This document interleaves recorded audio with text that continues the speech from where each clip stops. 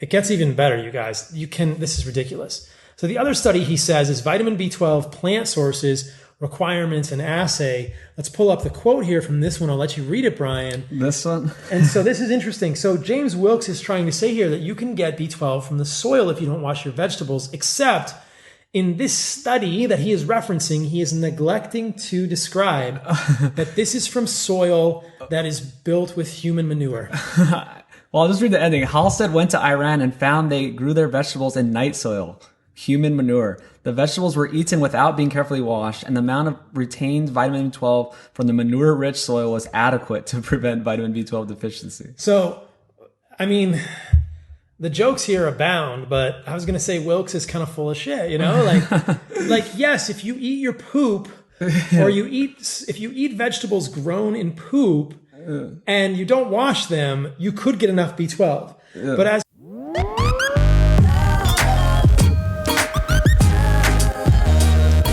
Welcome to the Fundamental Health Podcast. I'm your host, Dr. Paul Saladino. This podcast is the result of my relentless search to understand and correct the roots of chronic disease and illness. In this podcast, I will share with you everything I have learned about how to live the most healthy and radical life possible. Thanks for joining me on this journey.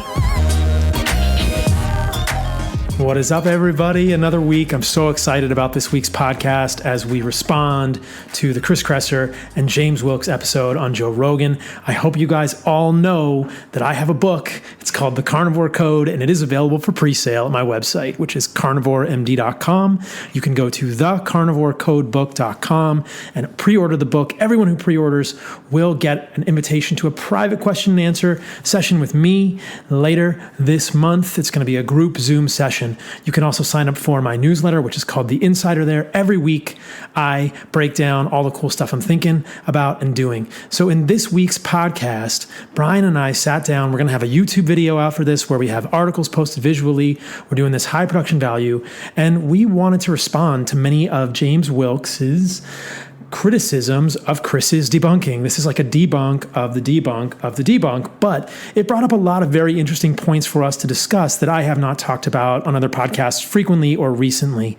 These included dairy and cancer, meat and cancer in general, heme, iron, N-nitroso compounds. We really dismantled James' arguments about B12 and many other things, including flow-mediated dilatation, the inflammatory qualities of meat that James was claiming. We provided a ton of science in this one, you guys. There are just references coming out left and right. And in the YouTube video, which you can watch in addition to this podcast, we have them all on the screen. And I believe we are going to create some pretty comprehensive show notes for this. So this is a big one. I was really happy to do it, to respond to those things that James said. I invited James on this podcast. He did not respond. I'm happy to debate him, his chief science advisor, anytime, anywhere, any place, anyhow. I'll do it. Let's do it, James. So I think you guys will enjoy this one. I want this one to get far and wide. So if you enjoy it, please share it with other people. I would love for Joe Rogan to hear it. I would love for James to hear it. And I would love for Chris Kresser to hear it. And I think that this needs to be part of the conversation because, as Ben Greenfield said on Twitter, I so appreciated his support. There are many, many parts of this conversation that have been left out, including plant anti-nutrients, the environmental impact of eating meat. And I would love to speak to these on Rogan's podcast or any platform and continue to speak to these so that we can really set the record straight. So please help me do that if you guys find this information valuable and it adds something to your life. I love and appreciate you all. The other folks that I love and appreciate very much are the people at Ancestral Supplements. As you guys know, they are making amazing grass-fed, grass-finished, desiccated, which is freeze-dried, carefully preserved, organ complex supplements in a gelatin capsule, which makes it so much more convenient to eat these things. We all love organs, and sometimes we're traveling, we don't have access to them, we don't want to eat the organs, or we don't like the taste. That's totally fine, and this is a great way to do it. What's so cool is that they are freeze-dried, and this preserves so many of the nutrients as well as possible. Obviously, we get as fresh as we can when we can, and if we're not up for that, we can do these as a great supplement to our diets, to our nose-to-tail diets, whether they are carnivore, keto, paleo, whatever. The organs are so valuable. As you guys all know, nose to tail is my jam. It is my message. There are so many pieces of the animal that are valuable: the marrow, the bones, the organs, and now the fat. So Ancestral Supplements is now doing a tallow supplement. We can get the animal fat, which is great to take with the other desiccated organs because it helps absorb the fat-soluble vitamins. So check this out. This is Cabeza de Vaca, 1937. The Native Americans are the people with the most well-formed bodies we saw and of the greatest vitality and capacity. They hunted the older animals because they had built up a thick slab of fat, kidney fat, and other tallow along the back. If you've heard my talk from the Ancestral Health Symposium this year, I speak about animal fat as a sacred organ throughout history, throughout human history, throughout anthropology. I've spoken about this with Miki Ben-Dor. Animal fat is a key nutrient, as Amber O'Hearn pointed out so well after that talk at Ancestral Health Symposium. Animal fat is another organ.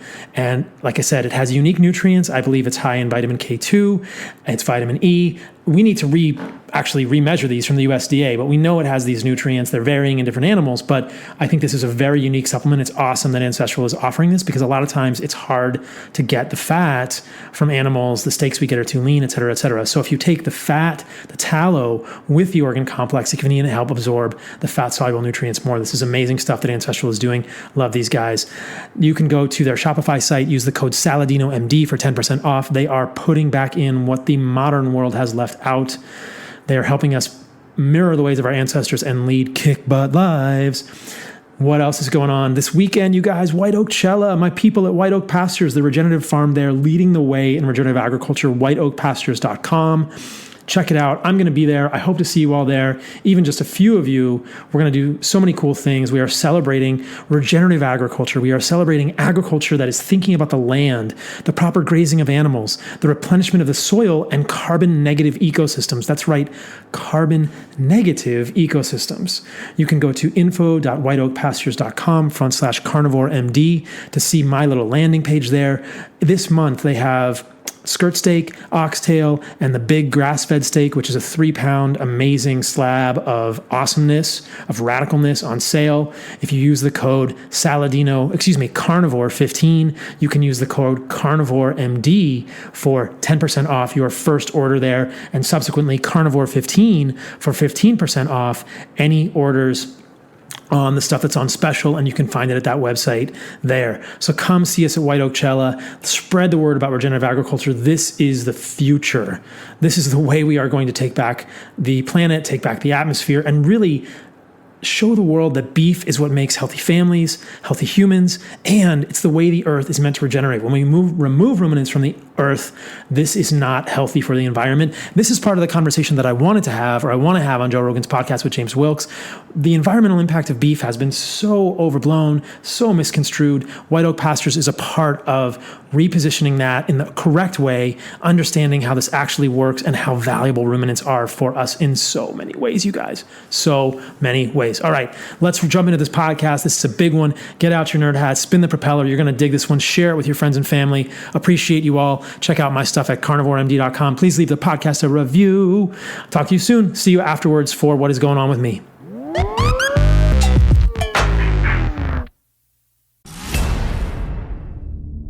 All right, here we are.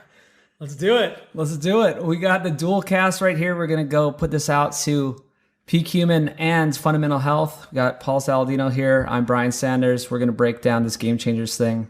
Thanks for coming up to LA. Well, you're already up in LA. Yeah, I was already up in LA doing some stuff, but I knew we had to do this, man. This podcast kind of got me a little triggered. So I think that Chris Kresser did a great job of responding to the Game Changers, debunking the Game Changers. I've done a podcast debunking the Game Changers with Ryan Lowry.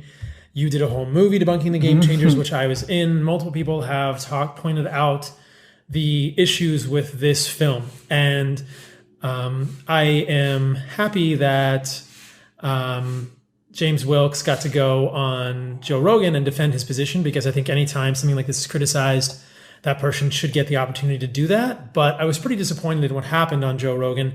And so I wanted to clarify some of those points and make sure that everybody was on the same page. And it actually brought up a lot of interesting questions that I think people have asked me in the past. So my overall takeaway from this discussion was that based on a few semantic arguments, James was sure that he had won this argument with Chris Kresser and proven that he had defended his movie. And so Brian and I will sort of respond to that at the risk of flogging a dead horse. We might call this the debunk of the debunk of the debunk, but I think it's valuable to do because James certainly feels like he is the winner, and I felt like that was a very tenuous position for him to take and not a fair position to him to take. So let's dig into it. At the high level, I felt like James often appealed to the totality of evidence, quote unquote, consensus opinion, expert opinion. He appealed to outcomes data and said we should favor the outcomes. And I disagree with every single one of those points. I think that looking back historically, as Chris correctly pointed out, though I think that throughout this debate, James kind of ran roughshod over Chris, and Chris was not as aggressive in his responses and defenses as he should have been. But as Chris correctly pointed out, outcomes data is essentially a euphemism for epidemiology, which we all know can be quite misleading. And the totality of the evidence and the synonym consensus guidelines are things that change over time. If we go back 100 years in history, the totality of the evidence and consensus opinion was that bloodletting and leeches were the way to treat most disease. If we go back 30,000 years, it was putting a hole in people's skull to release the demons. And in the 1930s, the consensus of the evidence and expert opinion, the totality of the evidence pointed to the fact that we should use diethylstilbestrol for women going into menopause as a pharmaceutical estrogen adjunctive medication. We found out much later that caused much higher rates of vaginal and uterine cancer in the women born to these women in the 1930s. So for James to appeal to any of those things just drove me nuts. It's just something we cannot do. Throughout the movie, he also unfortunately tried to discredit Chris's credentials. He used a lot of really kind of slimy tactics throughout the movie, which really kind of got under my skin. He subtly said that Chris was an acupuncturist. He repeated multiple times that Chris was selling products, didn't have time to review the evidence. And the forest plot, man, the forest plot came up over and over. Yeah, it's crazy. He chose one plot. I mean, there's a Goliath plot. There's like a funnel plot. Like there's so many different plots that he wouldn't know either. So that was crazy. And then he repeatedly used it to attack Chris's character. And I thought that Chris did a great job of staying calm. But unfortunately, I think in this debate, Chris should have gotten a little bit of the hair on the back of his neck up and fought back against James. And ultimately, at the end of it, I felt like James won quote unquote, on a few semantic points, but the majority of his arguments were still left empty and bereft of real meaning and unsupported by science. And that's what we're going to break down in this podcast. So hopefully this will be interesting for people. And that's the high level stuff. Anything you want to add to the high level? Yeah, he had amazing prep work. I think he had some world-class attorneys or some kind of debate tactics, persuasion experts help him. And he talked about how he had a lot of money behind this and he has full-time researchers. And he did a great job preparing and he came aggressive. He prepared for it like a fight. I think he won the debate against one guy named Chris. He did not win the debate. By no means that animal foods are bad, or he didn't defend his position. He just did well against Chris, right? One person. On semantic arguments. Yes. And there were numerous times throughout the debate, we probably will not go into all of them at the risk of belaboring this, that he was being put against the wall and he shifted his position and kind of like slithered away and did not answer Joe and Chris's questions about red meat and inflammation, many other topics that Chris was correctly sort of nailing him to the wall about, that he would shift back and say, Chris isn't qualified to read the evidence. We're going against consensus guidelines. It was pretty frustrating. So at the beginning, he tries to claim that cigarettes and meat use the same playbook, which just really kind of made me almost fall out of my chair. For him to claim this is just incredibly inaccurate and unfair. Because a meat industry or farms or the dairy industry uses a PR firm like Exponent does not mean that they are using the same playbook as cigarettes. That to make that claim is completely based on the notion, which he has not supported and which is not proven, that meat is harmful to people. There's really no question in the literature that cigarettes are associated with issues, that cigarettes are associated with cancer.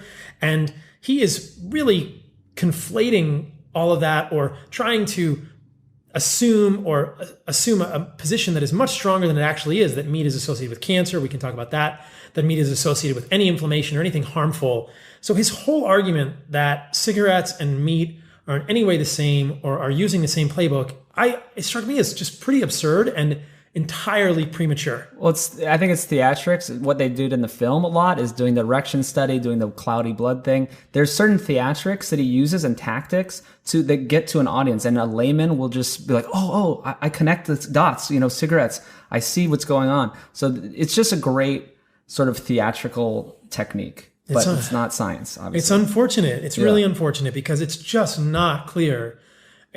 We will present much evidence that meat is not bad for humans, and for him to say that cigarettes and meat are using the same playbook is just lunacy, in my opinion. I have one more high level thing too, is that I don't know why we are even having a debate on if meat is bad or good. I think the debate should be how much meat should we include in our diet, but I don't think anyone believes, except for this small corner of the world of these vegans, that actually believe that we should not be including animal foods in our diet at all. You know what I mean? It's just a little crazy.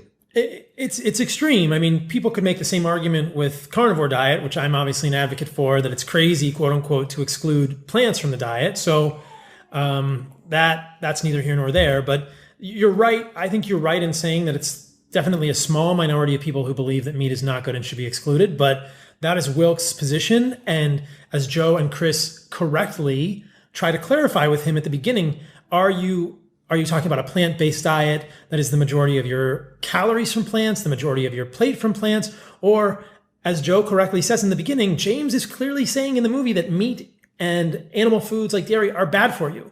So even though James tries to backpedal and land in the no man's land of quote-unquote plant-based, he's created a film that's vegan. He's created a vegan supporting film. And that needs to be established very clearly, because he is saying that meat and dairy are bad for you. And that is a vegan position. That is not a plant-based quote unquote position.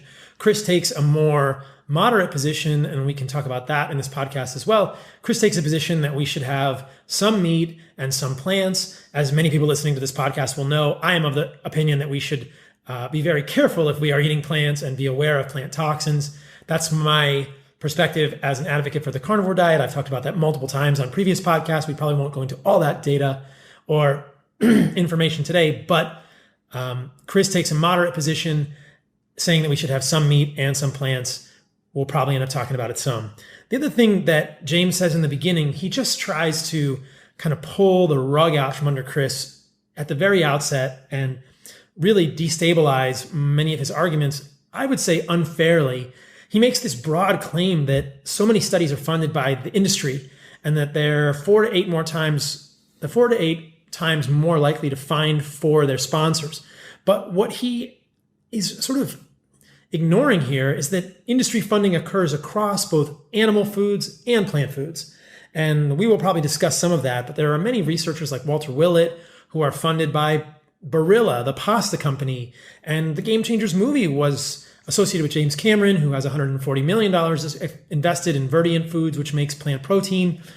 James he tries to paint this picture that plant-based advocates are saintly, or that those studies are not funded by plant companies either. Chris rightly points out that one of the studies used in the film was funded by the Avocado Board. So we are probably never going to escape epidemiology. We are never going to escape funding of studies by industry. Certainly we should think about whether that biases the findings. And for James to claim, as he does in the beginning, that a meta-analysis of 153 studies on dairy and cancer is invalid because of industry funding is complete hyperbole.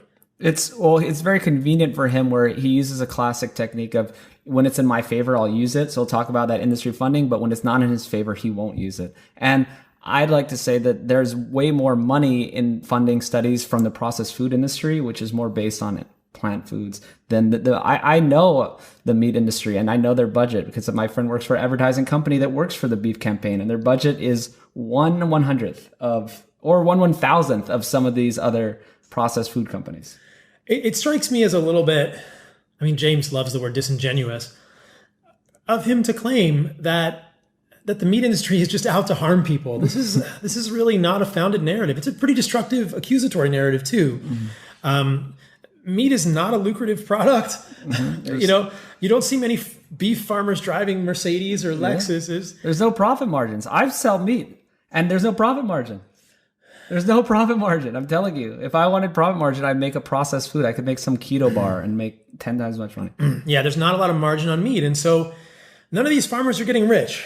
They're providing meat, which both Brian and I believe is a valuable part of the human diet, and we'll talk about that. So let's just start with the dairy and cancer stuff. Does that sound good? Yeah. Okay. So I think the first 30 minutes of the debate, James is on edge because he's basically getting taken to school by both Joe and Chris about his misinterpretation of one large study called Dairy Product Consumption and Development of Cancer, an overview of reviews. Chris talks about this in detail, and I don't think we need to go deep into this. I think Chris and Joe are on the right track, absolutely, that when you have no association in an epidemiology study, that is evidence of no association between dairy consumption and cancer. And then there are some studies that even show that the more dairy we eat, the less cancer. Now, as you said, Brian, at one point, James accuses Chris of using epidemiology when he wants to and condemning it at other times. I don't think this is a fair thing for James to say either, because look, we are stuck with epidemiology. I talk about epidemiology in my book, The Carnivore Code, which is coming out next year. And in my book, I always say this is epidemiology. We cannot draw causation from correlation, but sometimes epidemiology is all we have. And so we must acknowledge its limitations and use it, but it's not impartial. It's not incorrect of Chris to point out the flaws of epidemiology. I think that what we're going to try and lean on during this discussion is interventional studies. We certainly have a number of great interventional studies with meat, showing clear trends toward, showing clear evidence that it's not inflammatory, not harmful. And we'll talk about those in detail in a moment. But in terms of epidemiology, James kind of does the same thing. He will accuse Chris of using it when he wants to and not. And then he will appeal to the outcomes. He will appeal to the overall consensus. He will appeal to the totality of evidence, all of which is epidemiology. And as many listeners of this podcast and Peak Human will know, the problem with this, and I think this is why people are so confused these days, is that epidemiology is not interventional. It's based on surveys. It's potentially confounded. It helps us have more questions and then pursue them in a more controlled manner. And with nutrition with nutrition science, we don't really have that great of a body of evidence that has really good randomized controlled trials. It's too hard to lock people in a metabolic ward. So I think we can also look at how they tried it in the movie, evolution, like biochemistry, different factors that can play in and let us see what's the totality of evidence in the better sense of the word of should humans be eating meat? And it's a resounding yes. It's difficult to do, right? At one point in the debate, James says, are there any studies with your diet, Chris, with a nutrivore diet? And people say that to me all the time. Are there any studies with a carnivore diet? There are a few studies with a carnivore diet that have been done, and they're highly criticized. One of them is the historic study from 1930, where Vilhelm Stephenson and another gentleman were observed very closely at Bellevue Hospital in New York City for an entire year on a fully carnivorous diet. And the criticism leveled at this study is that they didn't know how to measure HSCRP. Well, they didn't in 1930, but they measured a bunch of other stuff that could be a good proxy for that. They measured overall weight. They measured body mass index. They measured, maybe not specifically, but they measured body fat. They measured weight. They measured blood pressure. They measured kidney function. Things that would have gone south, metaphorically, if a carnivore diet had been bad. And these people were in good health at the end of it. So it's not fair of James. And people always like to say this. They say, whatever diet you're choosing, are there studies with your diet? There definitely are studies with the Paleo diet, which is pretty similar to what Chris recommends. And there are studies with primarily, I would say, omnivorous diets. And there are hopefully in the future going to be some studies with carnivore diets, but we don't have that yet. But James is just using all the dirty boxing techniques, but he got it so wrong about dairy and cancer, trying to say that you could equate an increased risk and a decreased risk and ignore everyone where there's no association. For the first 30 minutes, it looked like James was just going to get taken to the cleaners. He clearly did not understand how epidemiology worked. And then at 27:18 into the podcast, he's talking about a prostate cancer study with dairy, which showed about 50% of the studies were associated with prostate cancer and 50% were not. So James then incorrectly says, so you have a 50% chance of getting cancer from eating dairy. And Joe corrects him and says, that's not right. That's not how it works. It's not right at all. So basically, as I was preparing the notes for this podcast, I was thinking, man, maybe we should just throw out epidemiology. And I decided we're not going to throw out epidemiology. We're just going to highlight when we have interventional studies, and the interventional studies are really going to be king. And we're going to know that epidemiology is so hard to do because what are people eating with dairy? What are their behaviors with dairy? Are people eating dairy doing certain things that are going to confound this? And if there's not a clear signal, if only some of the studies show an association, but the others don't, that does not mean we can say that dairy causes any type of cancer, including prostate cancer at this point. As Chris correctly points out, there are multiple studies with dairy showing that it is anti-inflammatory and beneficial to humans in many ways. So I think Chris did a great job at the beginning of this study, at the beginning of this podcast. He did. He got steamrolled and he kind of lost momentum. He probably lost confidence because he was getting so attacked, and he kind of didn't do as well then. But I mean, just using just general logic too, there's entire countries like India that are supported on dairy. And the people who eat dairy are actually healthier than the people that do not eat dairy, right? I mean, yeah, there's a great study I'll reference here. We can put it in the video in the feed, Dairy Products and Inflammation, a review of the clinical evidence. The conclusion in the study is that they have a marker called the inflammatory score. And what they found was that there was less inflammation in people that ate more dairy, were the conclusions of this study. So when subjects were stratified according to their health status, the inflammatory score was strongly indicative of an anti-inflammatory activity in subjects with metabolic disorders in consuming dairy. So it's very clear. Interestingly, in this study, they said that there was potentially a pro-inflammatory activity in subjects allergic to bovine milk. So not surprisingly, if you have an anaphylactic allergy to bovine milk, you're going to have a pro-inflammatory activity. But in subjects who had metabolic disorders, things like diabetes, in this epidemiology study, there was an evidence for anti-inflammation. So James really had nothing to stand on for the first 30 minutes. What I want to say at this point is I want to kind of jump in. I wanted to jump into the screen and just get into the debate here. Joe brings up an interesting point. He says, what about the people who are lactose intolerant? And isn't 2/3 of the world lactose intolerant? And doesn't that mean they get inflammation from dairy? And I thought, no, that's not the same thing. Though Joe is correctly saying that intolerance can be inflammatory, lactose intolerance means that we don't possess the lactase enzyme in the brush border of our small intestine. The sugar, which is glucose and galactose, so lactose is a disaccharide of glucose and galactose, passes through our small intestine. It's supposed to get degraded there by lactose and moves down into the large bowel where it can get fermented, causing gas pain. That is lactose intolerance. That is not the same as inflammation. That is an actual feeding of certain bacteria with an undigested sugar, like we might think of with a resistant starch from cooled and cooked potatoes or raw starches. We're going to talk about starches in a moment. But lactose intolerance is not the same as inflammation per se. Joe says, aren't 2/3 of the people in the world lactose intolerant? Doesn't that mean they could get inflammation from eating dairy? And Chris says, I think if we took all the people that are lactose intolerant out, we would see that dairy is even less inflammatory. I am not familiar with any evidence that shows that lactose intolerance is associated with inflammation. It just means we don't have the enzyme in our stomachs to digest lactose. Now, I'll just add as an aside, I've talked about dairy multiple times in podcasts, but for people listening who have curiosity, I do think dairy can be a healthy part of a diet.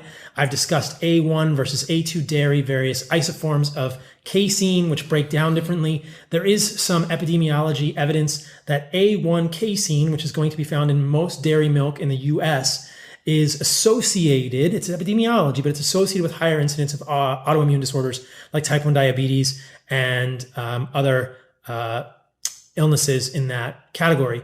So the suggestion would be perhaps to drink A2 milk, which would come from goats and sheep and buffalo, or Jersey A2 cows in the US, which will be specifically noted on the label. I have found personally that even if I drink raw A2 milk, I have a flare of my autoimmune issues, which are primarily eczema for me. So what I have recommended to people is, look, if you have autoimmune issues, know that dairy can be a trigger. If you're not feeling as good as you want to, or have never done an experiment where you completely eliminate dairy, it's probably worth having no dairy in your life for some amount of time to see if you react to it. So my position on dairy is that I'm not overall a huge fan. I think it can be a healthy part. And as we're suggesting, literature does not suggest a real clear association with cancer. It's questionable with prostate cancer, but it's not clear there either. And in terms of inflammation, it's not clear that dairy is inflammatory in any way, shape, or form.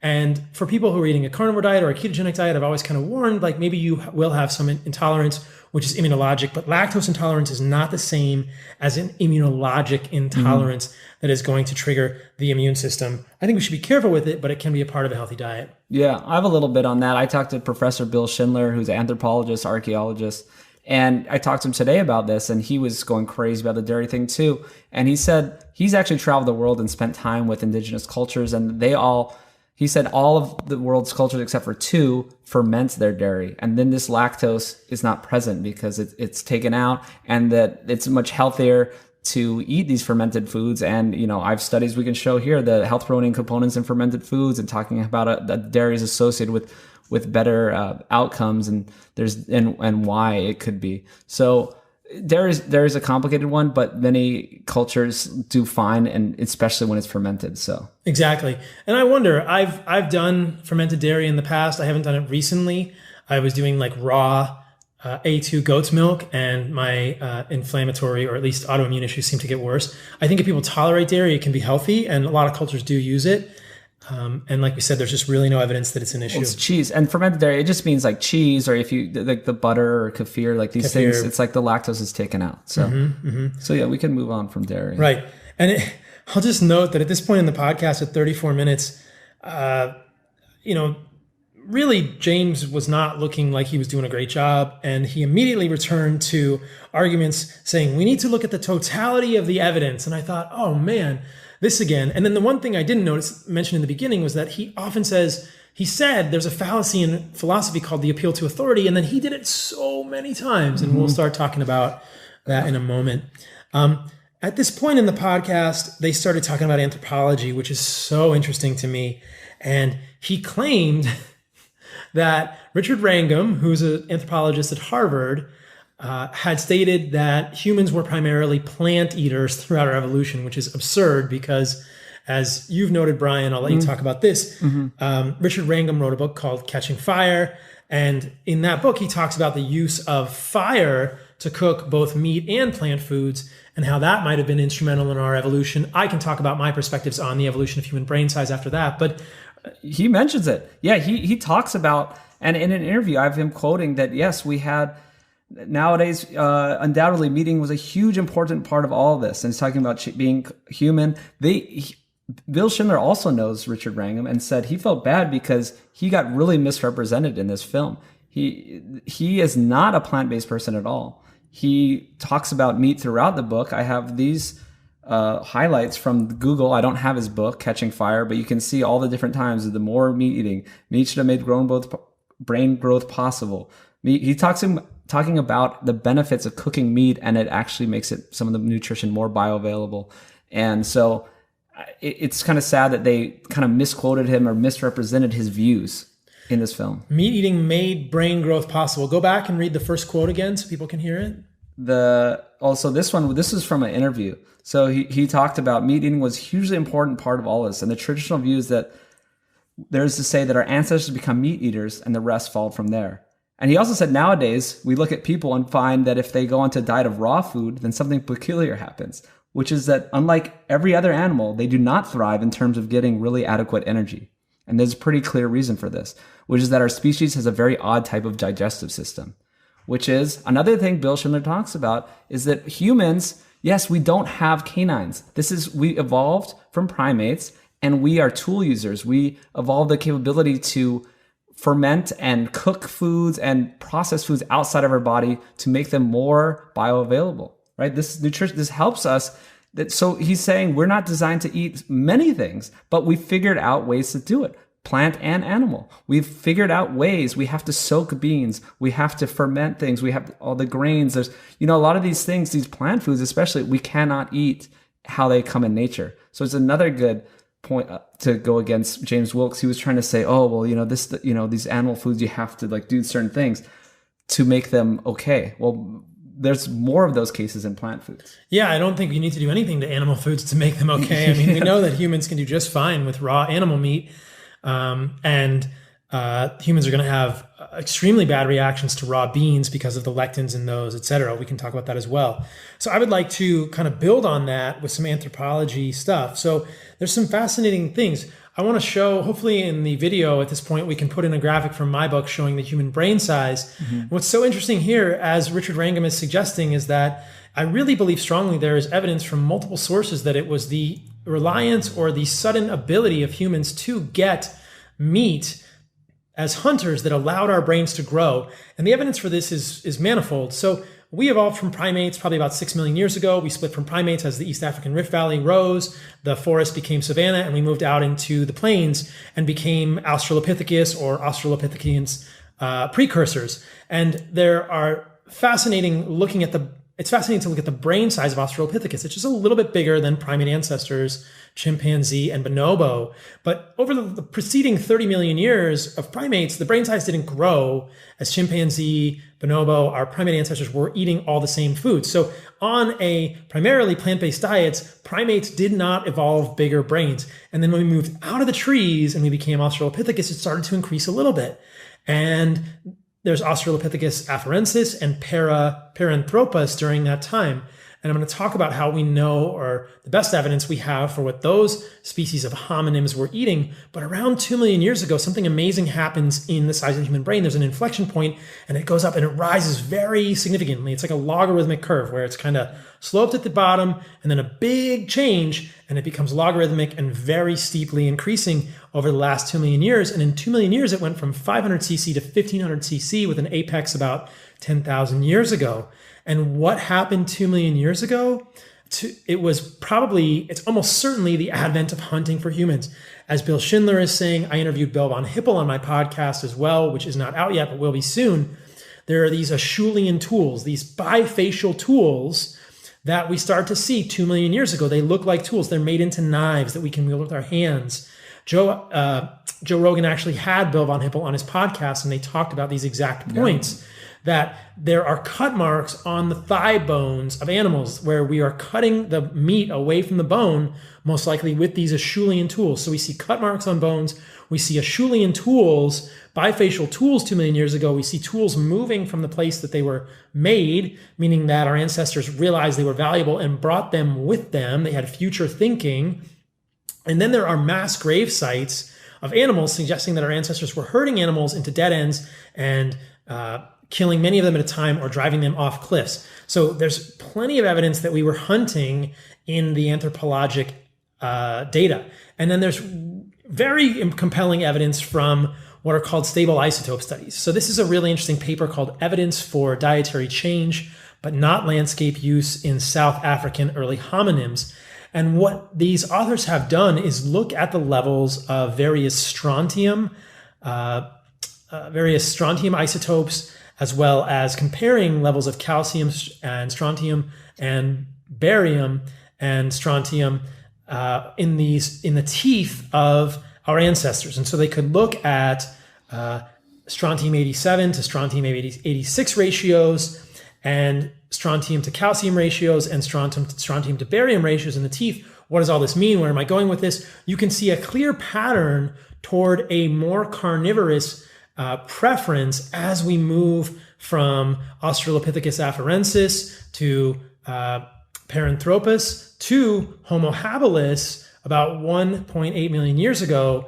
And that's when we started hunting. So you can look at these graphs. Maybe we'll put one of them on the screen. You can see that the ratios of early Homo habilis 1.8 million years ago of these isotopes are essentially carnivorous. And there's a clear pattern.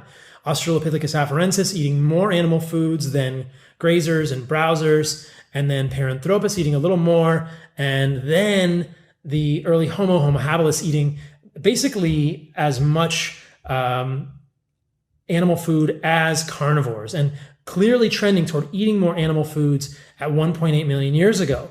This is corroborated by other studies that were done later on Neanderthals and Homo sapiens from 50,000 years ago. So we're going from 1.8 to 50,000 years ago. In these studies, which I've talked about before, which look at stable nitrogen, carbon, and sulfur isotopes, you can see that the levels of those also mimic. This is looking in the collagen of Neanderthals and Homo sapiens in Northern Europe 50,000 years ago.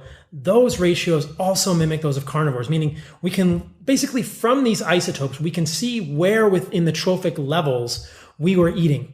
And in all of these cases, it's telling the same story, whether it's 1.8 million years ago, even to 50,000 years ago. The story is that we were eating a lot of animals. And in fact, some anthropologists have gone so far as to suggest that we were primarily carnivorous because of the amount of these isotopes in our bones and in the bones of our contemporary Neanderthal ancestors or Neanderthal relatives, we can talk about that in a moment, were so high that they were higher than known carnivores like hyenas. So I talked about this in my interview with Miki Ben-Dor, which is on my podcast, and I believe I talk about it in the interview with Bill von Hippel, which will be out soon.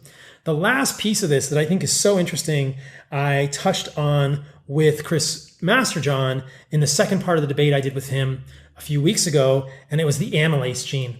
So some have claimed that we have been eating tubers for a long amount of time and that it was our consumption of tubers that provided calories for our brains to grow. And there are two major problems with this hypothesis. The first is that our brain growth began 2 million years ago, and fire only showed up 1 million years ago, as far as 1 million years ago, as far as we know. Perhaps it went back further, but the most accurate evidence we have now is that fire has only been around for 1 million years. So there's a 1 million year gap between the inflection point in the size of our brain and the appearance of fire in the anthropologic record. The second thing is that, as I was suggesting, when Homo sapiens left Africa 70,000 years ago, they moved out of Africa into Northern Europe and Asia and encountered Denisovans and Neanderthals. Well, where did these people come from? These people are believed to have come from earlier migrations of Homo habilis out of Africa before Homo sapiens. So these are our cousins. These are our ancestors. Somewhere between 1.8 million years ago and 60,000 years ago, probably closer to 500,000 years ago, we don't really know. Homo habilis species or Homo habilis individuals left Africa and went to Europe, becoming Neanderthal and Denisovans in Asia. When our ancestors, our more direct ancestors, Homo sapiens, leave Africa 70,000 years ago, we encounter those people and we interbreed. And that's why some people have Denisovan genes, some people have Neanderthal genes. And what's interesting about this story is that only Homo sapiens has amylase gene duplications. So basically all Homo sapiens have an amylase gene duplication, and Neanderthal and Denisovans do not. So this to me suggests very clearly that we don't know when this amylase gene duplication happened. Amylase is an enzyme in the saliva that breaks down carbohydrates and prepares them for digestion in the stomach, making them a little more bioavailable. It's basically an indication that at that time that we left Africa, we were probably eating some tubers. And perhaps even a suggestion that the reason we left Africa was because we were eating tubers because we'd hunted out the megafauna. Again, this is hypothesis. We don't know exactly why Homo sapiens moved out of Africa 70 to 80,000 years ago, but there's a compelling hypothesis that it was because we out-hunted the megafauna, in which case it's reasonable that we would have begun consuming tubers, which would have been perhaps when an amylase gene duplication would have been most beneficial to humans. But what we do know is that when Homo habilis, or the other Homo species between Homo habilis and Homo sapiens, left Africa before Homo sapiens migration, they did not have an amylase gene duplication, suggesting that for the majority of our evolution as humans, we have not been eating significant amounts of tubers. And this was the point I made with Chris Masterjohn, that the absence of the amylase gene duplication in Neanderthals and Denisovans, to me, is pretty robust evidence that eating tubers is a very recent adaptation in human evolution. So for James to suggest, number one, that the consensus of all anthropologists is that we've been eating a plant-based diet or eating tubers, and number two, to suggest that Richard Wrangham says this, is completely wrong. And there's so much evidence in the fossil record that humans have been eating meat for our evolution. And I would say there's a very compelling hypothesis that meat was what made us human. Mm-hmm. So there's the story. They found the one woman anthropologist too that supported this. I mean, Chris tried to say this, that that is not the consensus view. There are hundreds and thousands of people that do not agree with this. They just happen to find one, and then she just went with that. And he tried to say that that was the consensus view in anthropology, which is pretty debatable. Again, totality of evidence, appeals to authority, consensus opinion. It's pretty weak. It's pretty weak. So, all right. So then the next thing that they begin talking about is meat as inflammatory. And this is so interesting because multiple times it'll be a little disjointed, but we can talk about how meat is not inflammatory and how James' suggestion that it is not based on any real science. So what's interesting here is that this is a very fascinating point. Is meat inflammatory in humans? And I really appreciate that Chris cited perhaps one of the best studies I've seen on this. Increased lean red meat intake does not elevate markers of oxidative stress and inflammation in humans. I mean, you can see it in the title. I'm not sure what else we need to say other than that this is interventional data, right? This is not epidemiology. This is interventional data. And this was an interventional study done over the course of 6 weeks. It's 8 weeks, 60 participants. And what happened in this study, this was so fascinating. They ate an extra ½ pound of meat per day, replacing carbohydrates. So this is like a carnivore-ish trend. Maybe that's a little too much to say, but they're increasing red meat, decreasing plant foods. And at the end of 8 weeks, what happens? They said relative to control, red meat resulted in higher protein percent of energy, lower carbohydrate percentage energy, higher iron intakes, and lower F2 isoprostane excretion, lower leukocyte counts, and trends for lower C-reactive protein concentrations. Okay, so F2 isoprostane is a marker of oxidative stress. It's measured relative to creatinine, and it's telling us if meat is causing oxidative stress. Later in the podcast, James tries to just say something as if it's fact. See, meat causes inflammation, but there really are not good studies to suggest that meat causes inflammation. This is not true. There are many studies to suggest this is in fact not the case in any way, shape, or form, including this one and many others. So let's just go over a few studies that corroborate the idea that animal foods are not inflammatory. And these are interventional studies, and I would challenge James to rebut any of this. One of the things, if I pause here for a moment, that I should have said at the beginning was that we invited James on this podcast. Oh yeah, we tried. We invited him here. It's not fair to do this to somebody, to debunk, or the debunk, but James has been invited to this podcast. So you were invited to the party, man. So I just want to go over a few studies that we'll note on the screen that I would say enforce the point that meat is not inflammatory. The first one is called Effects of Plant and Animal High Protein Diets on Immune Inflammatory Biomarkers, a 6-week intervention trial. In this trial, they had 37 participants, and they gave one group a diet that was high in plant protein and another group a diet that was high in animal protein. Both groups had the same macros, which were 30% protein, 40% carbohydrates, and 30% fat. And at the end of 6 weeks, they looked at many markers. So they looked at pro-inflammatory adipokines, which are chimerin and progranulin. They looked at cytokines, including TNF-alpha, IL-6, and others, which are esoteric, TGF-beta-1, et cetera, et cetera. They looked at markers of gut inflammation, including calprotectin, and other inflammatory proteins, including lactoferrin and growth differentiation factor 15. Now, what do we think that showed at the end of this? Basically, they actually found that chimerin and progranulin concentrations decreased following both diets.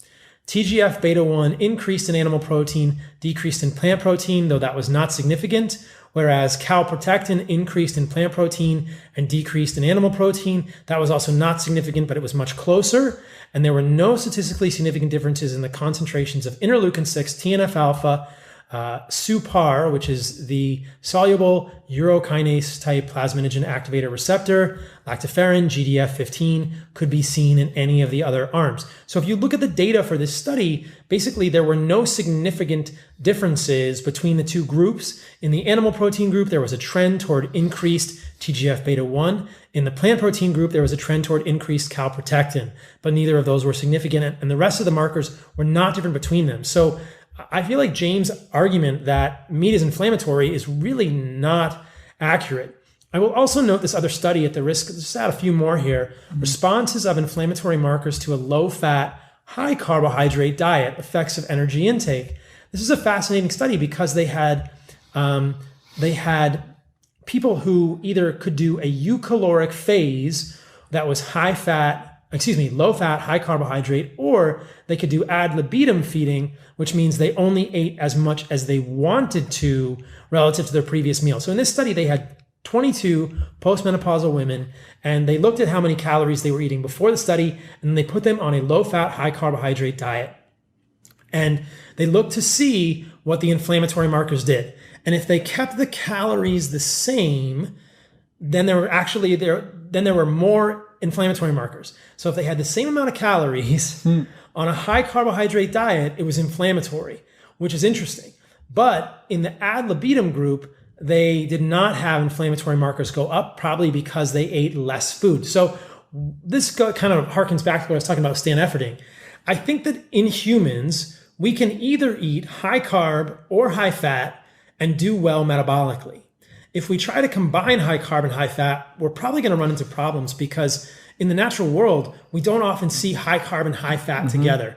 That's basically breast milk, and nowhere else do we see high carb and high fat together. So it's an interesting hypothesis. You can listen to the podcast I did with Stan if you want to hear more about that. But the idea is like, this is why ketogenic diets work. This is how I wrapped up the Game Changers Debunked film, where I talked about these are how people do well. It's just when you get high carb and high fat at the same time, that's where the problems come in. There's many reasons for this. It's hyperpalatable, but it's also just energy substrates. It's like your two competing energy substrates. There's the carbohydrate has to be burned before the fat can be burned. That's even why there would be high triglycerides in the blood, right? If you're eating a high carb, high fat burrito, which you and I wouldn't eat, then maybe you would have hypertriglyceridemia after you eat that. But then the vegan burrito that they use in the film was low fat, right? So it's like there wasn't as much. So all that study showed was that if you're eating high carb and high fat together, maybe you can have problems. And we know this is what happens in America and all westernized civilizations is they're eating a high carb and high fat diet and they're having problems. And one more thing, I always want to bring back the high level. Paul jumps into the studies. I'm wearing the shirt. It's what else you eat, not the meat, right? Basically, it doesn't make any sense that it's a meat. If we just want to zoom out, we've been eating meat for all of history. We've been eating plant foods for all of history. And we were doing fine. Then the minute we brought in the processed foods and the more carbohydrates, those are the problems, right? It's very obvious if you want to just close your eyes and not use any science. It's like, what about, we're having more disease now. Is it because we're eating meat? No, we're eating less red meat. We're showing this in the film, in the Food Lies film. Red meat has actually gone down in the past 50 years, yet heart disease has gone up and all these other problems. So it's what else you're eating with the meat. It's not the meat. It's very obvious that these modern foods and processed foods are causing the problems. I couldn't agree with you more. And as I said in the podcast with Stan Efferding, I think that my audience may be surprised to hear me say this, but I think it's totally possible to do well on a high carbohydrate diet. I just think that there are studies that I can post in the show notes or that I can talk about in the future that show that with carbohydrate overfeeding in the setting of low fat, people do pretty well. It's pretty amazing. Well, it's the Kitavans or the Okinawans. It's like, okay, this is what I wanted to bring up. It's a different metabolic state. I was trying to give it a negative spin and I called it the failed environment metabolic state. When your environment fails you, when you have a failed hunt, when it's too hot or you have no animals, you have to gather a bunch of leaves and tubers. Your body, we've developed the ability to be okay on this. And we've seen this, the Kitavans, the Tsimane in Bolivia, the Okinawans are eating a lot of sweet potatoes and all this. That's fine. That's the human evolution is amazing, right? We've developed this ability to be okay. Or we have all our animals and we have a successful hunt and we're eating fat and meat. These are the keto carnivore diets, the sapien diet. These people are being healthy, right? There's two ends of the spectrum. They're healthy, and it makes sense evolutionarily that we would have this ability to eat high carbs in times of desperation. So I just don't understand why people choose to do this failed environment diet, right? These vegan diets is just a failed environment diet, yet people are purposely doing it to themselves. I would agree. It's kind of they're kind of a starvation diet, right? I talk about this in the book. They are fallback foods. The vegan foods are fallback foods, and we can eat them. As I've talked about multiple times in my previous discussions. I think that they are not ideal foods because of anti-nutrients and other things that can trigger the immune system, lectins, oxalates, polyphenols. That's a discussion for another time. But I would see them as fallback foods. I would see them as survival foods, and I don't think we should favor them. But I do think people can be healthy eating high carbohydrate. And as we see in this study, if you're ad libitum on a high carbohydrate diet, it's not inflammatory. But what's interesting is that when it's eucaloric, meaning if they're eating the same amount of carbohydrates as before, the same amount of calories as before, increases in inflammatory markers. So it says the ad libitum low-fat diet caused 6 kilogram weight loss, decreased HSCRP, decreased HDL, serum amyloid A, and increased adiponectin. And it says the eucaloric diet decreased adiponectin, increased triglycerides, and increased markers of oxidative stress, or at least inflammation. So we know that in the setting of that, like if you eat extra calories, it can be a problem. I'll just note a few more because these are so interesting, and I just want to drive home the idea for people that there is no evidence that interventional studies show inflammation with meat. The next study is isocaloric diets high in animal or plant protein reduce liver fat and inflammation in individuals with type 2 diabetes. Basically, the title says it all. Isocaloric diets high in animal or plant protein reduce liver fat and inflammation in individuals with type 2 diabetes. So that's basically the conclusion. This is a prospective study, and they said they had reduced liver fat, independent of body weight. They had reduced markers of insulin resistance and hepatic necroinflammation, no matter whether the diets were high in animal protein or high in plant protein. A couple more here. This is another one. Potential effects of reduced red meat compared with increased fiber intake on glucose metabolism and liver fat content, a randomized and controlled dietary intervention study. And what they did in this one is they said, what happens over 6 months if we take patients that are at risk for type 2 diabetes who have increased liver fat content, and we have one group that has a normal amount of meat and one group that has no red meat and one group that has increased fiber. And they saw no difference between them. They say in the context of caloric restriction, there seems to be no additional beneficial impact of reduced red meat intake and increased fiber on the improvement in cardiometabolic risk parameters. This is the other nuance to bring up here, is that a lot of times we know that caloric deficit can be beneficial for humans, and it almost doesn't matter what we eat. People have lost weight and improved insulin resistance on a Twinkies diet. Exactly. You could eat carrots for 300 calories a day and improve your insulin resistance.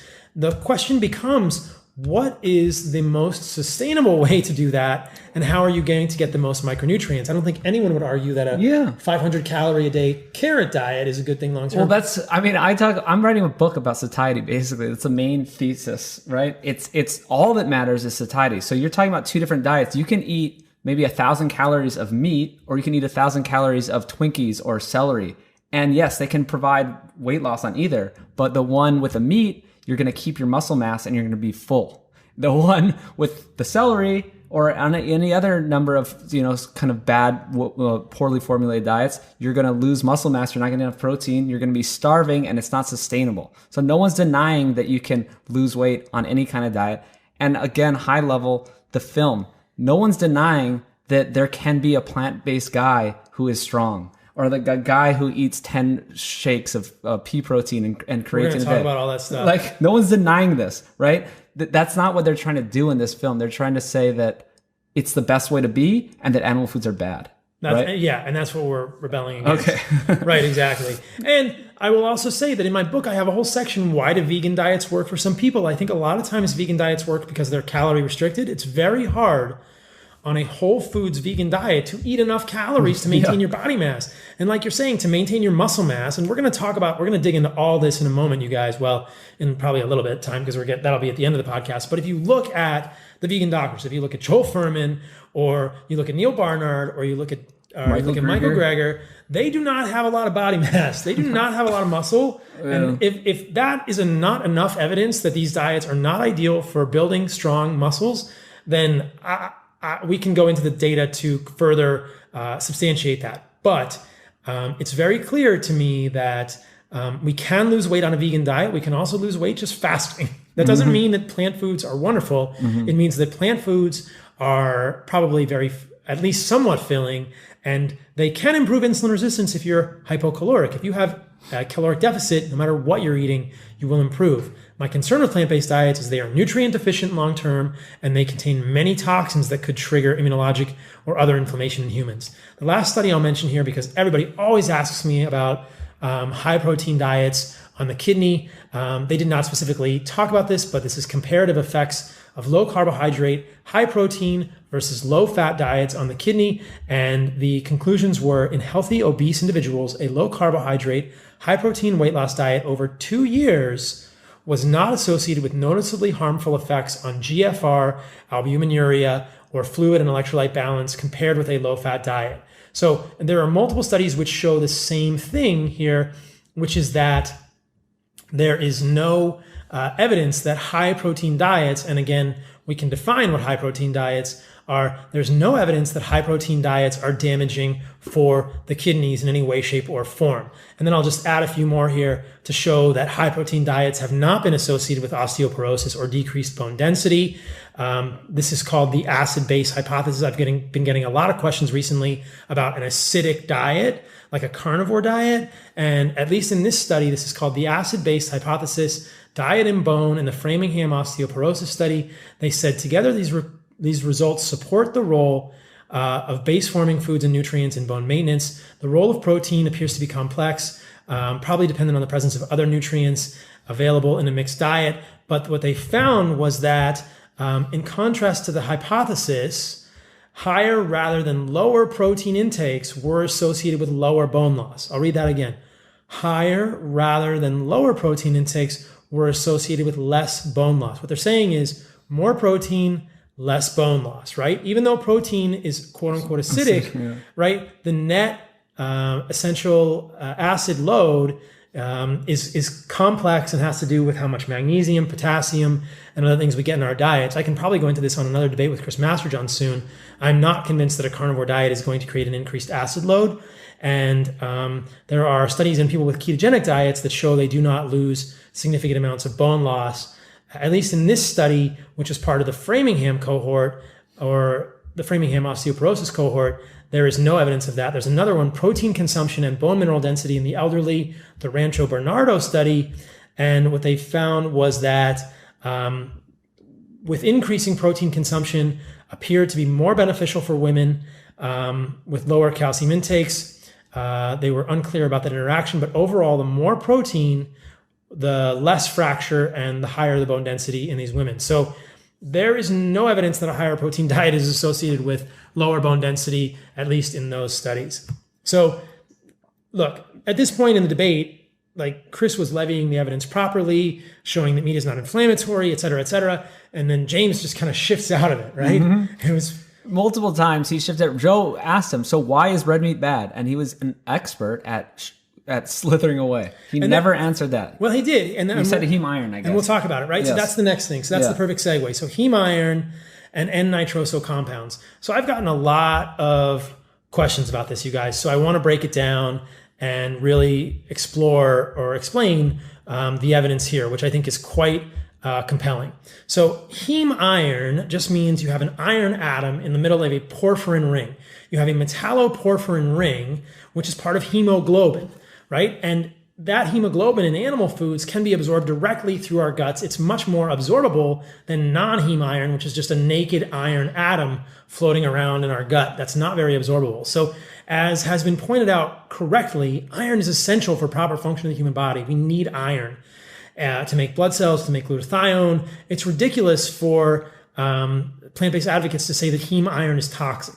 This is conjecture. There is really no clear evidence that heme iron itself is toxic. Heme iron is a part of hemoglobin. We have it in our body. It's in every red blood cell in our body, and we absorb it very well from the gut when it's in animal foods because they have hemoglobin in their muscles as well. It's a good thing. It's really weird. It's a good thing. And Dr. Georgia E. talks about in the Debunk film that how much more bioavailable this iron is than in plant foods, and that we don't even get enough iron from plant foods, and how many, I'm sure you have some studies on how many people are deficient in iron especially in the vegetarian and vegan populations. They are. I mean, there are many studies. I didn't pull up a specific one, but if people Google, we can put them on the video too. Yeah, anemia and vegetarian diets. It's much more common in vegetarians and vegans to have anemia because the iron in plants is not very bioavailable. Okay, that's the end of the story. But heme iron is not bad. There is conjecture that heme iron could have oxidative mechanisms in the gut, but this has not been proven. The people who are saying that heme iron is toxic to the gut are referring to studies done in rats and mice in calcium deficient models. There are no studies in humans to show direct mechanisms of heme iron being toxic in the gut. And in the mice, when they gave the mice enough calcium in their diet, heme iron was not toxic in the gut either. So they had a calcium deficient rat model of heme iron toxicity in the gut. And then when they added back the amount of calcium that the rats needed in their chow, heme iron was no longer toxic. The other thing that has been said about heme iron is that it may be involved in the formation of N-nitroso compounds. This is where it gets a little complicated, guys, so I'll try and explain it. So because there's an iron atom in the middle of this porphyrin ring, that molecule can bind to nitrogen and form some types of N-nitroso compounds. Now here, the devil is in the details, you guys. The devil is in the details because not all N-nitroso compounds are created equally. And N-nitroso compounds have primarily been studied in animal models to see if they are causing cancer. And in animal models, it is pretty clear that some N-nitroso compounds do cause cancer in animals. But are these the same N-nitroso compounds formed when we eat meat? No, they are not. So probably the best evidence for this comes from a fantastic review paper, Red Meat and Colon Cancer, a review of mechanistic evidence for heme in the context of risk assessment methodology. This is from 2018. And in this study, they reference many studies that go over this, but they say, and I'll read this, the evidence from in vitro studies utilize conditions that are not necessarily relevant for a normal dietary intake and thus do not provide sufficient evidence that heme exposure from typical red meat consumption would increase the risk of colon cancer. Animal studies utilize models that tested promotion of pre-neoplastic conditions utilizing diets low in calcium, like I was saying, high in fat combined with exaggerations in heme exposure that in many instances represented intakes that were orders of magnitude above normal dietary consumption of red meat, as we were talking about. Finally, clinical evidence suggests that the type of N-nitroso compounds found after the ingestion of red meat in humans consists mainly of nitrosyl, iron, and nitrosothiol, products that have profoundly different chemistries from certain N-nitroso species, which have been shown to be tumorigenic through the formation of DNA adducts. So what they're saying here, the rat models are calcium deficient. They're not valid for heme. And if heme is making N-nitroso compounds, it's making nitrosyl iron, which is nitrosyl ion is the nitrosyl ion is NO minus, I believe, and nitric oxide is NO, nitrite is NO2, and nitrate is NO3 minus, but the nitrosyl ion is NO minus. Nitrosothiols are NO type of compounds bound to sulfur, and these are not shown to be damaging. In fact, there are some studies which suggest that nitrosothiols are beneficial in humans and important in human biology, and these are the precursors for often the nitric oxide that we use in our body to do blood vessel dilatation. So this is quite fascinating, and there are even some studies to suggest, like I said, that nitrosothiol molecules are beneficial in humans. One of them, maintenance of S-nitrosothiol homeostasis, plays an important role in growth suppression of estrogen receptor positive breast tumors, saying that if we don't make enough of these S-nitrosothiol compounds, we may not be able to do the immunologic regulation of estrogen positive breast tumors. And so they have beneficial roles, and nitrosothiols can be precursors for nitric oxide in our body, which is a beneficial thing. In contrast, the secondary amines, dimethylamine, etc., these type of N-nitroso compounds are harmful in rats, and these are not the type of N-nitroso compounds that are formed when we eat red meat. So that was not mentioned in the study. I'm not sure that that people are aware of this, but the N-nitroso thing is not as clearly discussed as it should be. The heme iron thing is way overdone. And furthermore, there's some really fascinating papers that I want to share with you guys. The effects of white versus red meat on endogenous N-nitrosation in the human colon and further evidence of dose response. This study showed that fiber did not change the level of N-nitroso compounds. Again, we're looking at ones that are primarily not dangerous, and that white meat and red meat form the same amount of N-nitroso compounds, suggesting that heme iron might not even be what's playing a role here. It might be something else. But again, we need to be careful in terms of the actual amounts or the species of N-nitroso compounds that we are talking about. They are not all created equally. Another really fascinating study, I'm just blowing them out here. Yeah. Dietary components related to N-nitroso compound formation, a prospective study of adult glioma. Many of you may know that a glioma is similar to a glioblastoma multiforme, which is a very dangerous brain cancer formed from the glial cells of the brain. This is an epidemiology study, but what they did was they used a proportional hazards model in 545,000 participants, and they looked at, this is dietary intake, so fruit frequency questionnaires, and they looked at the consumption of nitrates from red meat, nitrate in processed food, and fruits and vegetables. And what they found was they found no significant trends in glioma. This is brain cancer risk for consumption of processed or red meat, nitrate, so that's NO3 minus, vitamin C or vitamin E. They found significant positive trends for nitrite intake from plant sources, which is interesting for me as a carnivore, right? So in this study, they found positive trends. Again, it's epidemiology. We'll use it when we can. We have to acknowledge its shortcomings.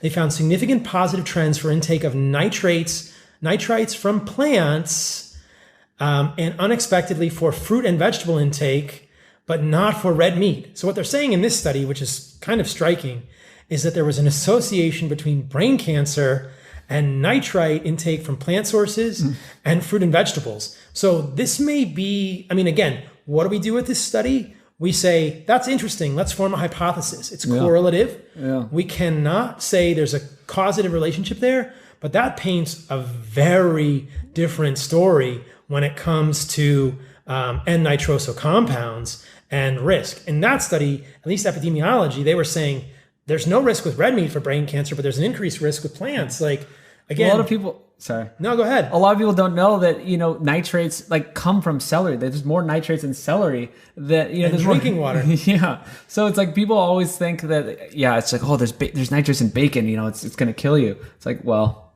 let's think about this a little more. Yeah. And again, there's more research to be done here, but in the animal models, it looks like it's the dimethylamine, the secondary amines that are linked to cancer rather than S-nitrosothiol. So just one more study, mechanisms of nitric oxide release from S-nitrosothiol. This is what I was saying earlier, that the compounds that appear to be formed when we eat meat are the precursors for nitric oxide, which is valuable. And that's why people, that's how we get dilated blood vessels. So these are probably not the N-nitroso compounds that are damaging, and certainly not the N-nitroso compounds that have been associated with tumors in animals. One more study, nitrate in drinking water and colorectal cancer risk, a nationwide population-based study, showed that there was actually a significant correlation between nitrate in drinking water and colon cancer.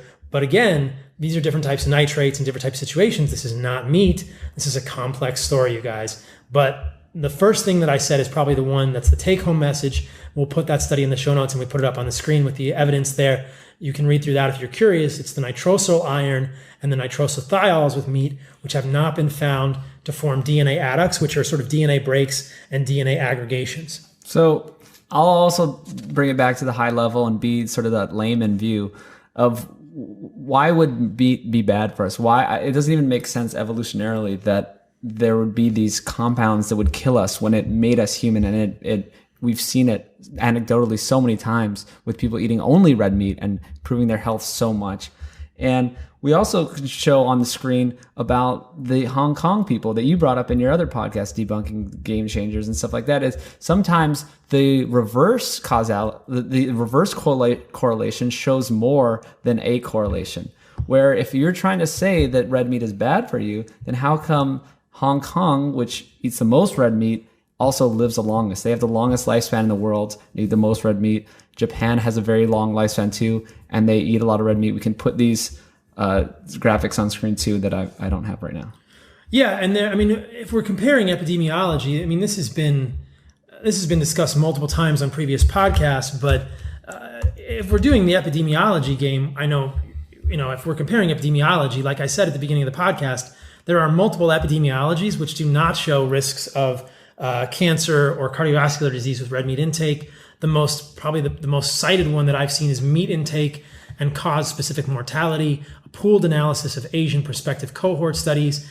And what they show here is that our pooled analysis did not provide evidence for a higher risk of mortality for total meat intake and provided evidence of an inverse association with red meat, poultry, and fish and seafood. Red meat intake was inversely associated with cardiovascular disease in men and cancer mortality in women in Asian countries. So that's a pretty striking finding. Again, it's epidemiology, and this is the problem with epidemiology, is that we can find, but I think it's also interesting to say, look, for any epidemiology, if you can find a contradicting epidemiology study somewhere else in the world, we have to question the hypothesis. And that's, again, the kind of stuff that when James Wilks says we need to look at the totality of the evidence and the consensus opinion, it's like the totality of the evidence shows that epidemiology is baloney. The totality of the evidence shows that epidemiology is a horrible type of science to base any sort of hypothesis on, or at least you can only generate a hypothesis and then you have to test it. It's just nuts. So there's your totality of evidence, James Wilks. All right, so moving on here.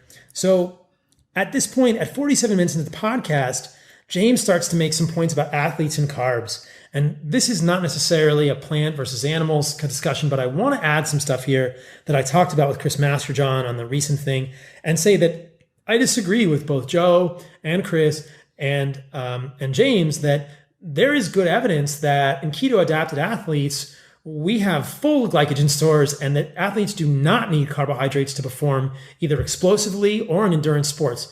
James likes to say, oh yeah, the slow and steady people can do it, but the explosive people can't do it on a ketogenic diet. And I think that this is not true. Anecdotally, I've noted no change in my explosive activities with a fully ketogenic carnivore diet. And it's all about glycogen, right? It's all about creatine in the muscles. And we know we're going to get to creatine later with vegetarians. And at the end of the podcast, James totally messed this up.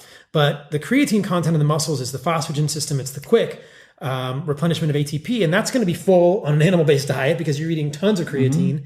And the second more important point here is to think about glycogen.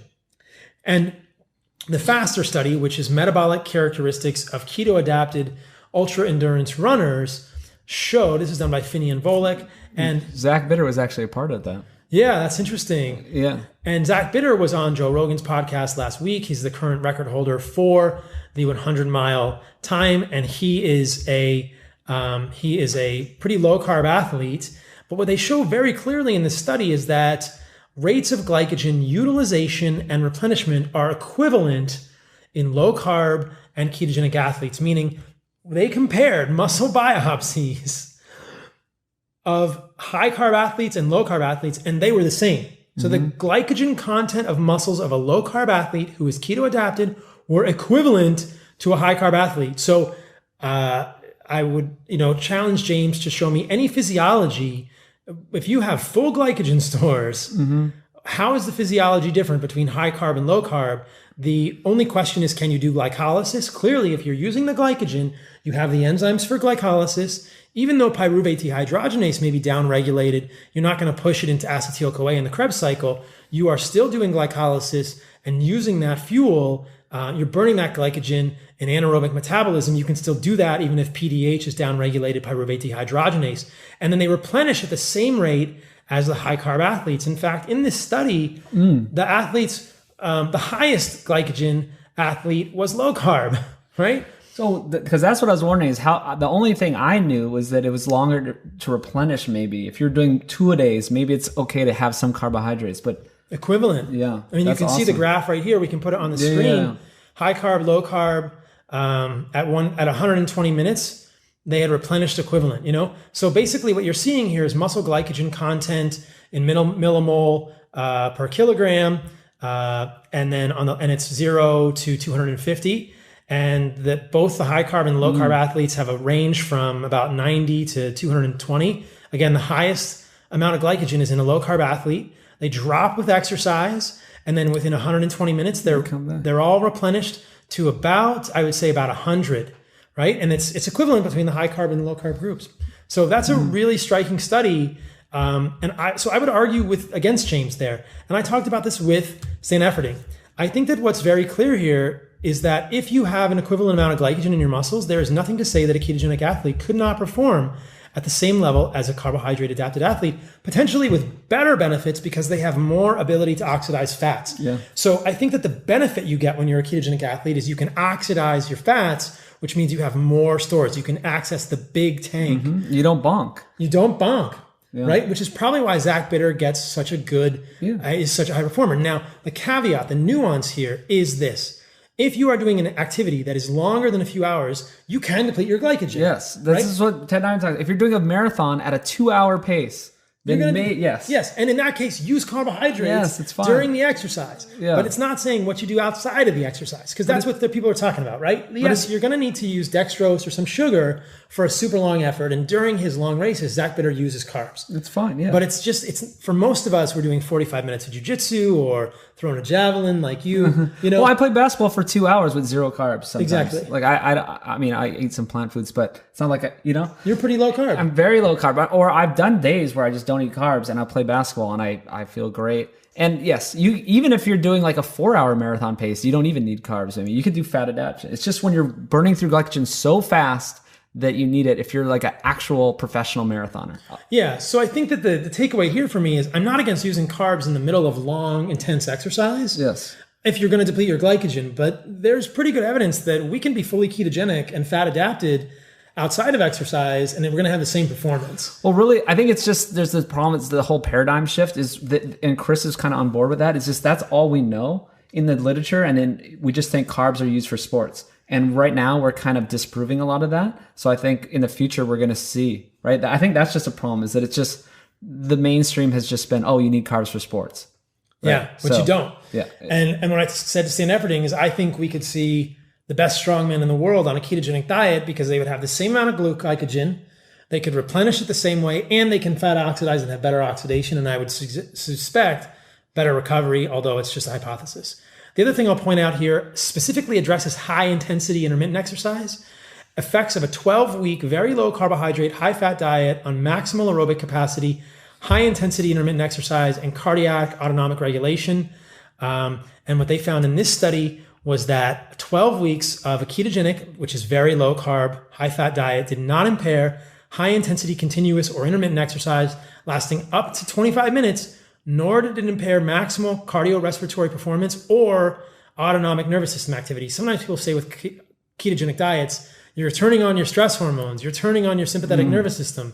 This study did not show it. And this one was looking at a supervised HIIT session. So this is high intensity interval training, no change. Why are we not surprised? If you are keto adapted, then it's just you have the same amount of glycogen and will perform at the same level. So that really, I hope, clears that up for people. And I just wanted to point that out because I disagree with what they were all saying. They were like, "Oh yeah, I agree." And I think it's important to note that that there are other ways to do this, and that's a pretty fascinating, radical. No, it's just a new paradigm. Departure. Yeah. It's hard. Yeah, I can understand why they don't get it yet. Yeah. So should we go to protein, or where are we at? We're moving. We're getting there. So at 59 minutes is when the forest plots came in. So unfortunately, I do know how to read a forest plot. I thought it was very kind of underhanded and low of James to consistently say Chris doesn't know how to read a forest plot. Chris is clearly brilliant. Yeah, I believe that no matter what he said, that James would have had a way to use it against him. And if he said yes, then he would try to get him on some technicality that he wasn't aware of. Or same thing, are you a nutrition expert? James asked him in the beginning. And I believe that either way, he would have a way to attack him. And he was very tactfully used that against him throughout, right? And he kept going. It was a very good tactic if you're a very, mean-spirited debater to say, oh, well, this guy said he's not a nutrition expert. This is the guy who says he didn't know how to read a forest plot. How can you trust this guy? And that is an insane argument. I thought it was really underhanded. I mean, James tried to smile and make it look like he was being nice sometimes. And then he would consistently say, how are you listening to this guy? He doesn't know how to, he shouldn't be interpreting the evidence. He doesn't know how to read a forest plot. And the forest plot was having to do with heme iron and the significance of heme iron in epidemiology studies. I feel like we have done heme iron in detail, and we will move past it. Let's go on to B12, which is about 1 hour and 6 minutes. At 1 hour and 4, they talk about the inflammation in kangaroo meat versus regular beef. We're going to come back to that study. But at 106, he starts talking about B12. And this is really cool because I dug into this data in detail and found some very intriguing things. So James kind of is very well prepared, and he has all these slides. And the first study he shows is one that is monthly survey of vitamin B12 concentrations in some waters of the English Lake District. And he's saying, look, you can get B12 in water. And I thought, that doesn't sound right. Let me look into this. So what he is saying is in the English Lake District, there are some bodies of water that are like lakes and rivers. And these have an organism in them called euglena, which is a single-celled algae. And euglena has a little bit of B12 in it. And if you actually look at the numbers, so if you calculate the numbers, they're pretty staggering how much water you would have to drink from one of these bodies of water in a English Lake District. No one has ever done this for moving water, and I think that you're not going to get algae, you're not going to get as much euglena in moving water. So flowing lakes and rivers or flowing streams and rivers are probably not going to have any B12. But if you actually... Which is where more people, like our ancestors, would have gotten it. Would have gotten it, right? Yeah. And if it's glacial melt-off or it's cold, it's probably not going to have algae, right? These are reasonably warm bodies of fresh water in lakes, right? This is the best thing they could find for James's side. And they say that in one study in 1950, the vitamin B12 concentration fluctuated between 100 and 2,000 micrograms per ml. Now, when they say that, it's misleading. That's picograms. Double micrograms. Picograms. Picograms is 10 to the minus 12, right? Yeah. So if you do the math with 100 times 10 to the minus 12, you have to drink 20 liters of this water to get 2 micrograms of vitamin B12, which is the RDA. I think a lot of people would still be deficient in vitamin B12 if they had 2 micrograms per day. So 20 liters of water to get 2 micrograms. Impossible.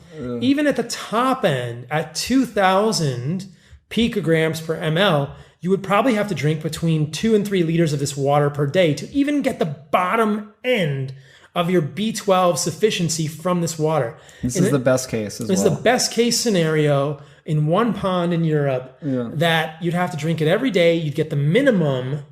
And then another study, Benoit, 1957, they had a Connecticut lake, 60 to 150 picograms per ml, higher than in any in this survey. And so basically, there is like... It's still the fraction. That's still 20 liters. 20 liters, right? There is... You are not... Wilks' assertion that you can get enough vitamin B12 from drinking lake water is basically unfounded. That's a strong statement to make. Perhaps you could get 2 micrograms of B12 drinking 2 liters of lake water per day in the one time in the summer when there's actually that much euglena in the water. God forbid you actually get anything from a free flowing stream or river, and you're not going to get enough. And that's the best case scenario. The majority of the year, there's probably going to be much less, and you're going to be frankly B12 deficient.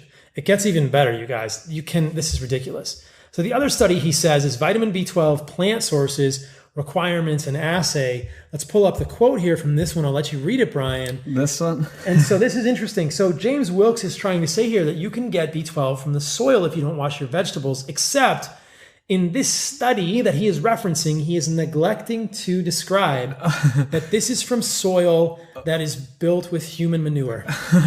Well, I'll just read the ending. Halstead went to Iran and found they grew their vegetables in night soil, human manure. The vegetables were eaten without being carefully washed, and the amount of retained vitamin B12 from the manure-rich soil was adequate to prevent vitamin B12 deficiency. So, I mean, the jokes here abound, but I was going to say Wilks is kind of full of shit, you know? Like yes, if you eat your poop, or if you eat vegetables grown in poop, and you don't wash them, you could get enough B12. But as Chris correctly points out here, there are many B12 analogs in the soil that look like B12 but have no B12 biological activity. So Wilks was not able to provide any evidence that you can get enough B12 in the soil or the water. But Wilks was so proud of himself at this point in the podcast, saying, Chris, you were wrong about the fact that animals are injected with B12. But we did some research here too, right? Yeah. Well, I talked to many people. I talked to Dr. Peter Ballestedt, who's a PhD in agronomy. I talked to Dr. Sarah Place. I even talked to a Montana rancher. I looked at a bunch of studies. We can put those up on the screen and put them in the show notes. But basically, yes, some animals in some places are given cobalt supplements. And yes, in some cases, in extreme circumstances, they are given B12. But there's a much bigger story. So cobalt in the soil is what, right? It's a mineral. It fuels the rumen. And that's where the actual B12 is made. So, B12 is also a porphyrin ring with a cobalt in the middle. B12 actually looks like hemoglobin, except it has a cobalt in the middle instead of iron. And so in order to make B12, which is cobalamin, we need cobalt. Mm-hmm. And so some soils happen to not have cobalt. And so throughout history, animals would migrate, ruminants would migrate, and they would find soil and they would eat the right, grass, and they would be fine. But since we can't do that, we only have certain plots of land. Some parts of the country don't have enough cobalt. So then maybe they have to have a little bit of cobalt. But I've talked to many ranchers who reached out to me and says, our soil is fine. We've never given B12. We've never given cobalt to our cows. Another thing, the cows, this is not where we get our B12 from, right? This is just for the health of the animal. Just like a human needs proper B12, the cow just needs proper B12. But no matter what, we can eat their meats and get B12 from it, right? And there were so many evolutionary arguments that were kind of glossed over there as James was just like dancing around the room, so happy that he was right or believed he was right. Where did the buffalo get their B12? By eating grass. Yeah. Right? And as Joe was saying correctly, like if animals are raised on pasture, they don't need B12 shots, right? Exactly. And the buffalo probably would have migrated to regions of the land where the cobalt was more sufficient in the soil. We know that there are regions of the world where minerals can be deficient from the soil.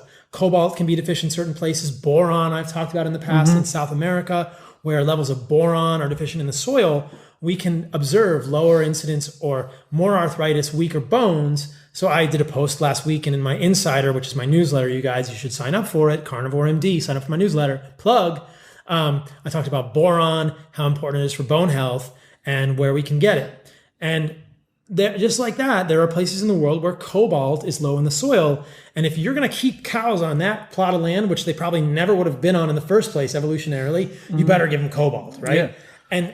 But if they're in a feedlot and they're not getting the proper nutrients in the grass and they're not having B12, then they could be supplementing B12. But Sean Baker talked about this too. Many ranchers do not need to use B12. His claims that all cows are given B12 is false. Complete false. And also,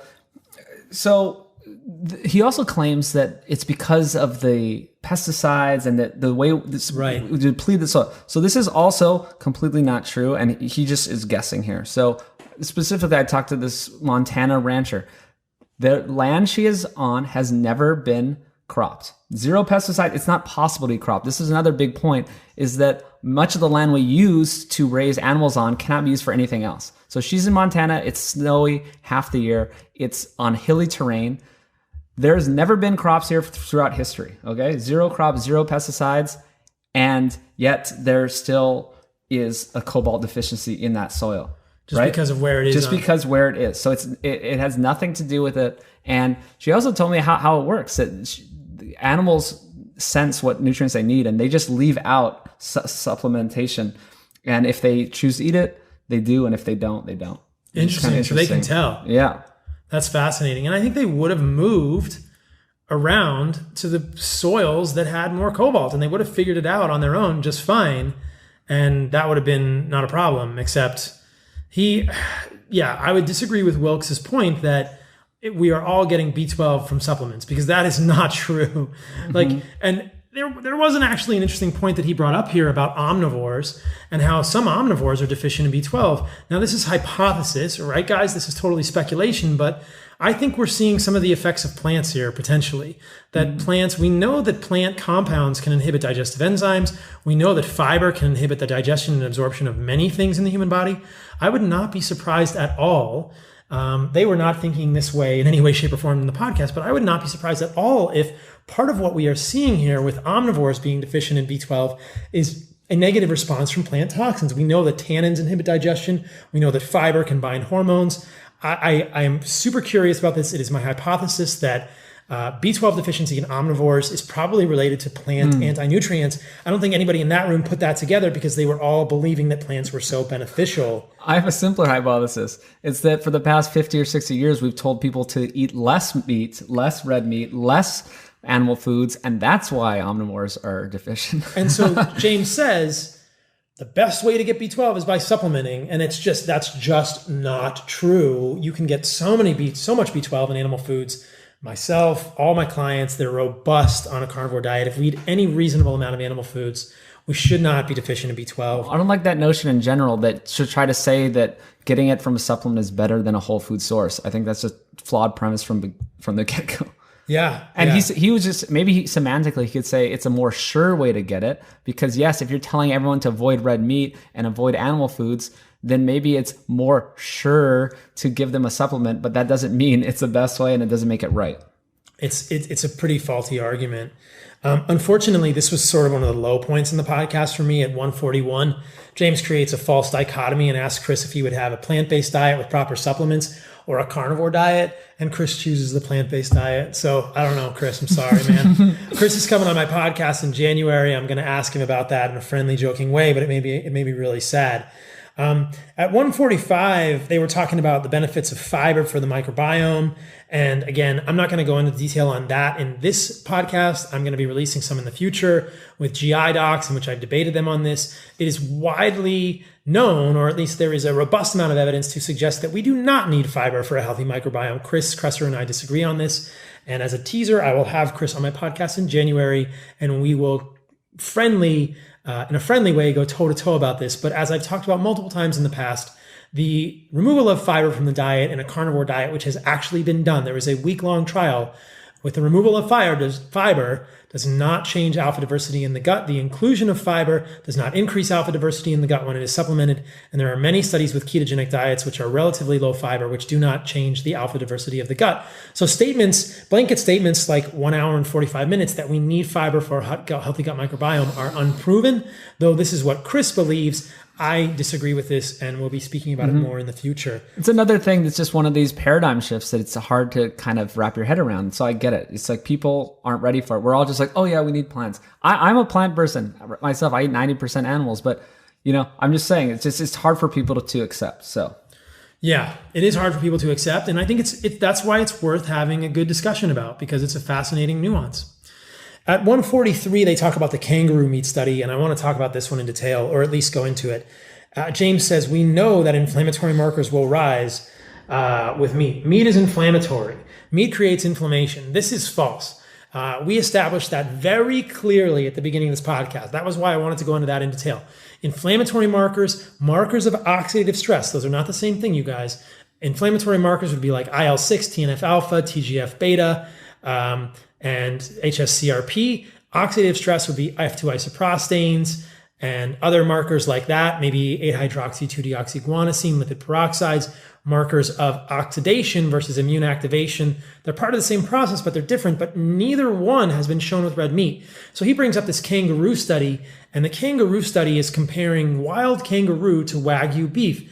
And what they're showing is that the Wagyu beef slightly elevated IL-6 more than the than the kangaroo meat. And if you actually look in detail, the HSCRP is a negative. So on the y-axis on this kangaroo study, it's which lowers HSCRP more. They've sort of flipped it over. Everything on the y-axis is negative. So the HSCRP went down with both Wagyu beef and kangaroo, but James is not admitting to that. Maybe he doesn't know how to read the graph.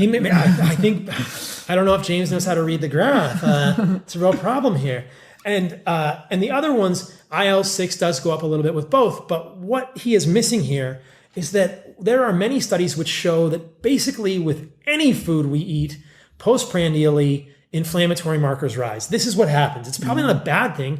We are ingesting food with bacteria and all kinds of things in it that our body's going to respond to. It's normal for inflammatory markers to rise briefly after eating food. We're never going to draw HSCRP or IL-6 on a patient after they eat. It's always going to be fasting. So postprandial response to food is across the board going to be slightly inflammatory no matter what food we eat. This is even what you brought up in the film about the endothelial function and the flow-mediated dilatation. We're going to talk about that later. Yeah. Okay. Yeah. We're going to talk about that later.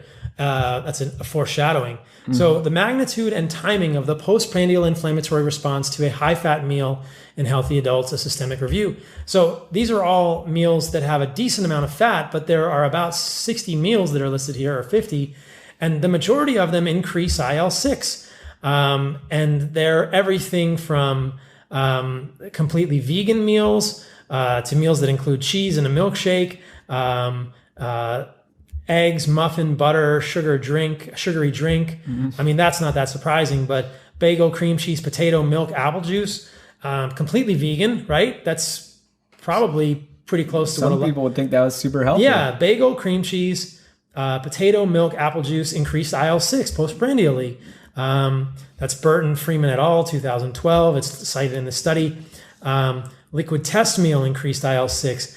Apple, muffins, and milkshake increased IL-6. Turkey burger with white bread increased IL-6.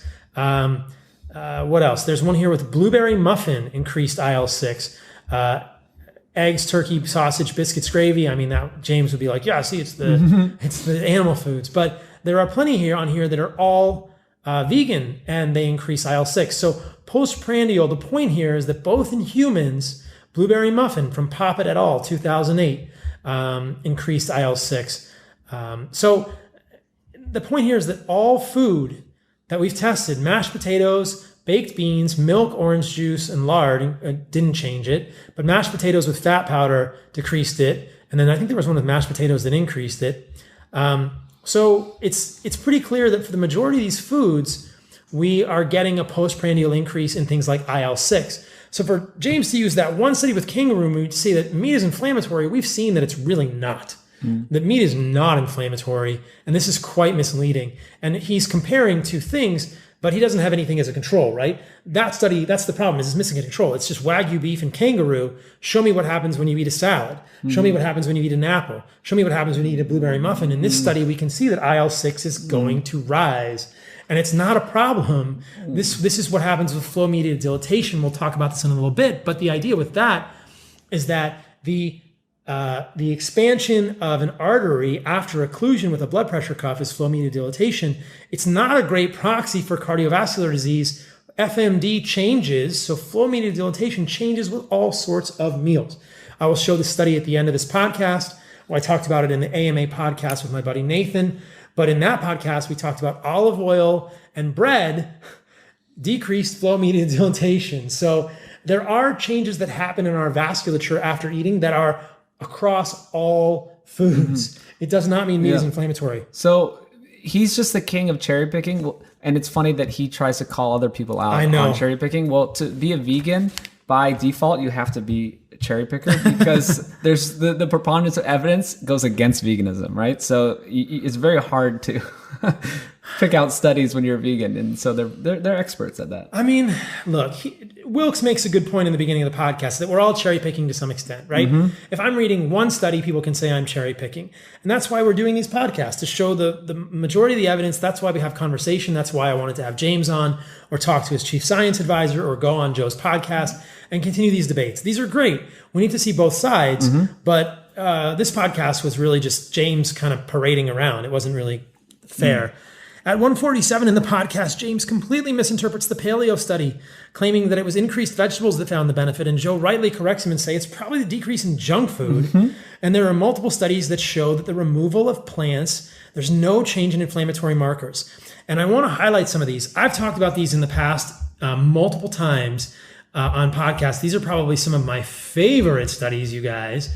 But what James is saying with this Paleo study is that when they increased their vegetables, basically when people went on a Paleolithic diet, they had increased vegetables, a small amount of meat, and inflammatory markers went down. And James is saying, see, it was the increased vegetables that had a benefit, which is completely false. Like, you can't say which one it was. Joe is saying, wait a minute, couldn't it have been the junk food that was wrong? And James doesn't seem to get that. And to illustrate my point here, I want to counterpoint James and say there are multiple studies which show that addition of fruits and vegetables to a diet does not improve markers of inflammation. We'll put that on screen. Or antioxidant function. So there are a couple here. The first one is no effect of 600 grams fruit and vegetables per day on oxidative DNA damage and repair in healthy non-smokers. So where, James, is your benefit of fruits and vegetables? This is a 24-day study in 43 subjects. One group had no fruits and vegetables. One group added 1.5 pounds of fruits and vegetables. And at the end of the study, our results show that after 24 days of complete depletion of fruits and vegetables or daily ingestion of 600 grams of fruits and vegetables or the corresponding amount of vitamins and minerals, the level of oxidative DNA damage was unchanged. Right? This suggests that the inherent antioxidant defense mechanisms are sufficient to protect circulating mononuclear blood cells from reactive oxygen species. I talk about this in my book, you guys, Live a Radical Life. You can do antioxidant defense with glutathione without fruits and vegetables, my friends. It's very clear, especially if we live well and we're not eating dirty the rest of the time. If you read the study, there are multiple markers they looked at. They looked at the level of strand breaks, endonuclease 3 sites, pyrimidine sites, sensitivity to hydrogen peroxide, excretion of 8-hydroxy-2-deoxyguanosine, multiple things here to look at DNA damage, oxidative stress, no change. Furthermore, another study, effects of high consumption of vegetables on clinical, immunological, and antioxidant markers in subjects at risk of cardiovascular diseases. Look, the same thing. No significant changes were detected in clinical, immunological, or antioxidant markers in biological samples for the low vegetable consumption group. And they said there was an increase in white blood cell count for the low vegetable consumption group. Who knows if that's significant? The study provides additional evidence about the uncertainty of providing a clear evidence for fruit and vegetables in modulating markers of immune function and antioxidant status. Can you hear me smiling, you guys? There's multiple studies. I'm not even showing you guys all of them. The most interesting one, green tea extract only affects markers of oxidative status postprandially, lasting antioxidant effect of a flavonoid-free diet.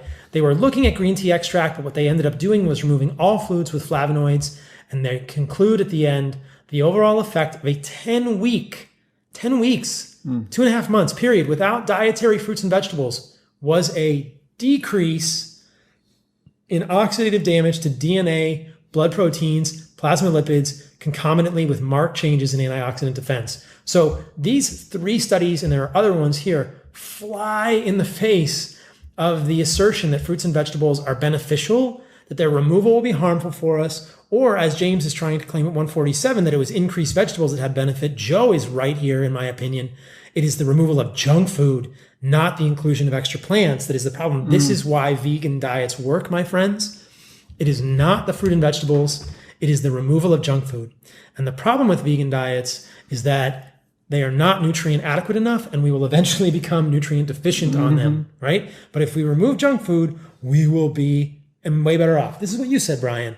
The removal of oxidized oils, the removal of junk food, that's the first big step. It's what else you eat, not the meat. It's what else you get rid of. Yeah. And this, again, paradigm shifting, and it's hard to accept. I'm not a carnivore even, but I'm just saying it's so hard for people to understand that vegetables may not be these superhero things that we thought they were. This was some of the beginning of when I first read these studies over a year ago, as I was researching the carnivore diet, I thought, man, that's striking. It is. It's hard to accept. I mean, a few years ago, My sister told me about these people that were eating all meat. Right. And I said, those people are stupid. They're going to die. I said the same thing everyone else says, right? So it is hard to accept, but I'm glad that John Baker went on Joe Rogan podcast in December of 2017 and kind of changed the world in just the notion that it could be okay. And so I thought that was great. Yeah. At 156, James Wilks claims that he interviewed Rob Wolf, which is not true. Rob just put that out on Instagram, and anyone on Twitter you can see. He says he was not interviewed, and that's completely false. Yeah. So anyway, I'll just throw that out there at James. Why you gotta lie, bro? At 157, they talked about the Nutrirex study, which is the one from the Annals of Internal Medicine. I think James is off base here. I don't think it's fair for him to say, if you're going to accept this study, you have to accept the one that they did in 2017 with regard to sugar, and it was funded by the sugar industry. To me, this is just lunacy. As we said in the beginning, on both sides of the fence, people are funded by industry. The lead author of this study, Bradley Johnson, was not funded at the time of this study. He was funded in the past, I think, by something that had to do with it. And then James was drawing these weak connections between Texas A&M University and beef funding, and this all seems a bit of a stretch to me. And at high level, I know we're going to talk about this, but at high level, we're just arguing about epidemiology here, guys. And I've tried to provide a lot of interventional data and solid data to show that red meat is not harmful, to show the mechanisms around heme iron and N-nitroso compounds. And it's really silly to argue about these epidemiology studies. And my set is better than your set. Oh, you didn't use the right ones. Yeah, you funded by who? Are you funded by who? Yeah. I think on the first episode that we did on Peak Human, we talked about the WHO report and the IARC. You've had David Clearfield on your podcast. Who was on that panel. Who was on the panel for IARC and talked about the problems with that. If people are curious about the IARC recommendations, the WHO recommendations that were against meat, I'll summarize it in 30 seconds. They had 400 studies. They only looked at 14, all of which were epidemiology. 8 showed no association. 6 showed some association, but 5 of those were not statistically significant. 1 showed statistically significant association out of 14, and it was strongest in people who were obese and overweight. And insulin resistance, we know, is a risk factor for cancer. So the IARC from 2015 is based entirely on 14 epidemiology studies, the vast majority of which did not show a significant association, or I should say the majority showed no association, and 13 out of 14 showed no statistically significant association there. That is crazy. In 2019, the Nutrirex stuff came out in the Annals of Internal Medicine, patterns of red and processed meat consumption, risk for cardiometabolic outcomes. James is saying you can't use graded guidelines here. You can't use the grade system of scoring. It's kind of like 2 kids on a playground. Well, there's 110 organizations that accept the grade system. This is a very well accepted system, and that's funny. And also, just to wrap it up, the 2015 WHO thing was the main thing that everyone cites as why meat causes cancer. Yes. This is what we're talking about here. Epidemiology. And David Clearfield was there. He said it was a strong vegan vegetarian bias. Right. He said that he talked to them and they didn't disclose this. He said that they purposely ignored a couple of the studies that he brought up showing the opposite. And he said they ignored him. They were they purposely ignored his interventional studies that he brought up. So you can listen to that podcast, Peak Human, David Clearfield. But also, we're talking about Harvard. So Harvard famously he's talking about Walter Willett, and he's like, oh, Walter Willett's a man, you got to listen to him. He was one of the people, he says, you shouldn't do appeal to authority, but then he's going to talk about Walter Willett. All he talks Walter about Willett is like the consensus expert in nutrition. He is not the consensus. So he's on every study just because he's on all the Harvard studies because he is the lead guy at Harvard. So yes, he is the most cited person. That doesn't mean he is right at all. And I was just going to bring up that Harvard scientists were the ones like 50 years ago that were paid by the sugar industry to the famous New York Times article that said that they shifted, they were paid by the sugar industry to shift the blame from sugar to saturated fat. So, I mean, it's like, okay, that happened 50 years ago. So what, now we can't trust Harvard anymore? What about Walter Willett's ties? So Walter Willett, there's a 9.5 page document of all of Walter Willett's conflict of interest put out by Gary Fettke, Dr. Gary Fettke, isupportgary.com. So he makes money off of promoting vegan diets, and he has ties to the Barilla, which is a pasta company. There's too much to even look through. There's seriously 9 pages. I'm just gonna have to link to it all the funding, the American College of Lifestyle Medicine is basically a Seventh-day Adventist religious group, that funds this, and that's a whole nother story that people can look into. And Dr. Gary Fettke and his wife did a lot of that. You had a podcast with him. I had a podcast with him. Both Brian and I did podcasts with Gary Fettke talking about the story there. I would encourage people to listen to that. It's quite a fascinating story how Gary was blacklisted in Australia and how many of the dietetics associations originated from Seventh-day Adventist movement and have ties to religious sort of ideals. Yeah. And it's striking. And here's the Peanut Institute donated to Harvard. The California Walnut Commission donated. Between July 2016 and 2017, the Peanut Institute donated $250,000 to $500,000 to the T.H. Chan School of Public Health. Those are all the studies are coming out of the T.H. Chan School of Public Health. They are highly vegan or plant-based focused, and they get money between $250,000 and $500,000. How ironic is this that Wilks is claiming? This is unreal that Wilks is claiming industry influence in meat, and he says how many times in the podcast does he say T.H. Chan, right? They got between $250,000 and $500,000, and then the next one, Walnut Commission, $100,000 to $250,000, studied by the International Tree Nut Nutrition Research Foundation, pays for things. They have Unilever. Unilever produces like all the world's largest oils. Manufacturer of polyunsaturated vegetable oils, connected with Harvard. Oh man. Look at this. A 2016 prominent paper by Willett with negative findings on saturated fats was published with 7 other authors, 3 of whom were Unilever employees, and 1 of whom was supported by a Unilever fellowship. A Unilever document boasts of this paper as one of our nutrition publications, 2011 to 2016. James Wilks, you got some answering to do, my friend. I hope you're hearing this, Joe. The Izumi Foundation donated between $100,000 and $250,000 to the Chan School. Oh, they just encourage vegetarianism. That's a Buddhist organization. It's all these people. On and on. We'll post to the document on isupportgary.com, but it's just absurd, right? It's just absurd.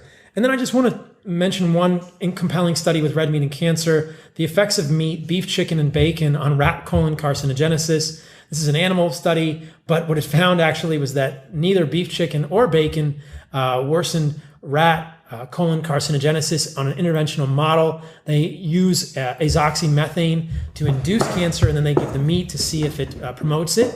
And actually, the bacon was protective. Mm-hmm. So let's move on from there. So at 222, they talk about appropriately planned vegan diets, which is almost comical to me, because in order to appropriately plan a vegan diet, you are going to have so many supplements. I just wanted Joe to ask James what he eats. Mm-hmm. It's just got to be comical. Where do you get your omega-3 from? Well, we know that ALA is not converted to EPA and DHA very well. Where do you get your zinc from? Where do you get your B12 from? Where do you get your iron from? Not to mention that a vegan plant-based diet is going to miss many specific nutrients that do not occur in plants, that only occur in animals. These are zoonutrients that I've talked to Ken Berry about. We joke about this. There are phytonutrients, which I believe are a hoax, and there are zoonutrients. We're talking about creatine, choline, carnosine, carnitine, and taurine. We may or may not get to this. I'll just mention it briefly. In studies with vegans and vegetarians, when they are supplemented with creatine, their intelligence gets better. And James, at the very end of the podcast, talks about performance gets better. Well, the performance gets better because it was crappy to begin with. He wants to claim that there are studies that show that it's not, but that is not true from what I've seen. And we know that when you supplement vegans and vegetarians with 5 grams of creatine per day, which is the amount of creatine in 1 pound of meat, their intelligence, their memory, and their recall and their processing speed gets better. So vegans and vegetarians are operating at a lower threshold, which means James is a pretty smart guy. He clearly did well. If he's not supplementing with creatine, he can be even smarter if he takes creatine because he's not getting it on his diet. Where is he getting choline? Where is he getting carnitine? Where is he getting carnosine? In my book, I would talk about all these nutrients and what they're good for. We don't want to go into it now, but there is no such thing, in my opinion, as an appropriately planned vegan diet, because unless you're going to supplement, right? Mm-hmm. So you'd have to supplement B12, iron, zinc, omega-3, creatine, choline, carnitine, carnosine, taurine. And where'd you get your DHA? You could get it from algae. Is that even the same? That's what I'm talking about. You can't. And so it's just ridiculous. Like, you're going to take 12 supplements. That's an appropriately planned vegan diet. And then you're going to get oxalates, lectins, other anti-nutrients, Who knows how well you're going to absorb the supplements? This is my problem. There is no such thing as an appropriately planned vegan diet. There's no such thing. Okay, so they say the consensus guidelines, and Chris appropriately says the consensus guidelines are based on observational studies. Yet again, that was awesome. He kind of shirked it. And then they go on to protein and protein quality.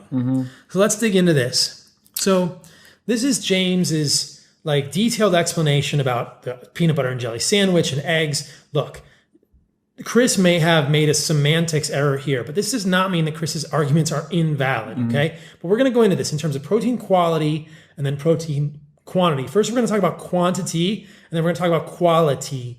It is true that you can get protein on a vegan diet, but the question is, can you get enough protein if you are you going to be able to get enough protein to have muscle anabolic influence and to build muscle on a vegan diet without pea protein supplements?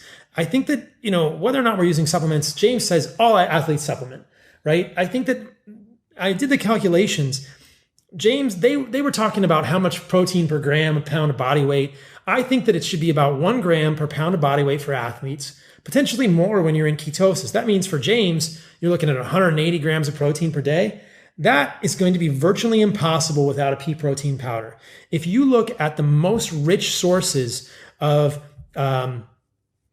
protein, you're looking at lentils. James chose lentils as the highest. So a cup of cooked lentils is 18 grams of protein. That is the highest amount of protein in the plant kingdom per cup.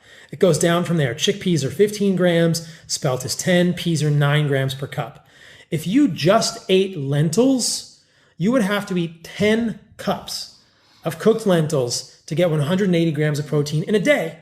How do you do that, James? If you're going to mix it up, you're going to have to eat more than that. You might have to eat 3 cups of cooked lentils and 5 cups of chickpeas and 3 cups of spelt and 2 cups of peas. It is comical.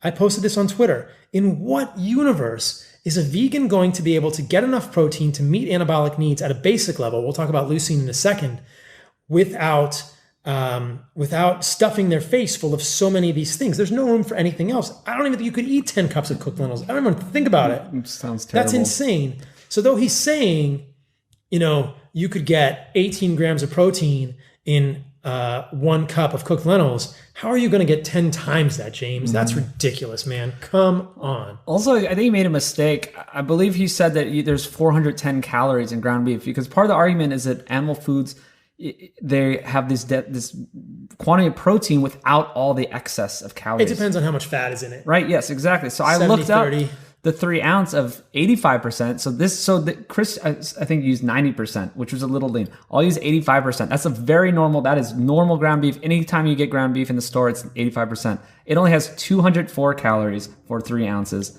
and 22 grams of protein. So that's half of what James cited. You must have to go to maybe 70-30 has close to 410. That's what Nathan thought. Nathan put a note in here. 70-30. So yeah, it's 200. It's half of what he's saying. So, and it's, again, James is here saying, you think animal protein is not bad. You think animal fat is not bad. It's like, yeah, we don't think animal fat is bad. Let's talk about leucine. So I was looking at some of the stuff from Don Lehman. I'm going to have Gabrielle Lyon on my podcast soon. But if we're looking at leucine, James uses different numbers than what I've seen. Don Lehman says that we need 2.5 grams of leucine for muscle protein response. He's also just one of the most well-respected protein researchers, just to throw that in the world. Yeah. In the world, yes. Again, that's a little bit of appeal to authority on our part, but let's just say, he knows what he's talking about.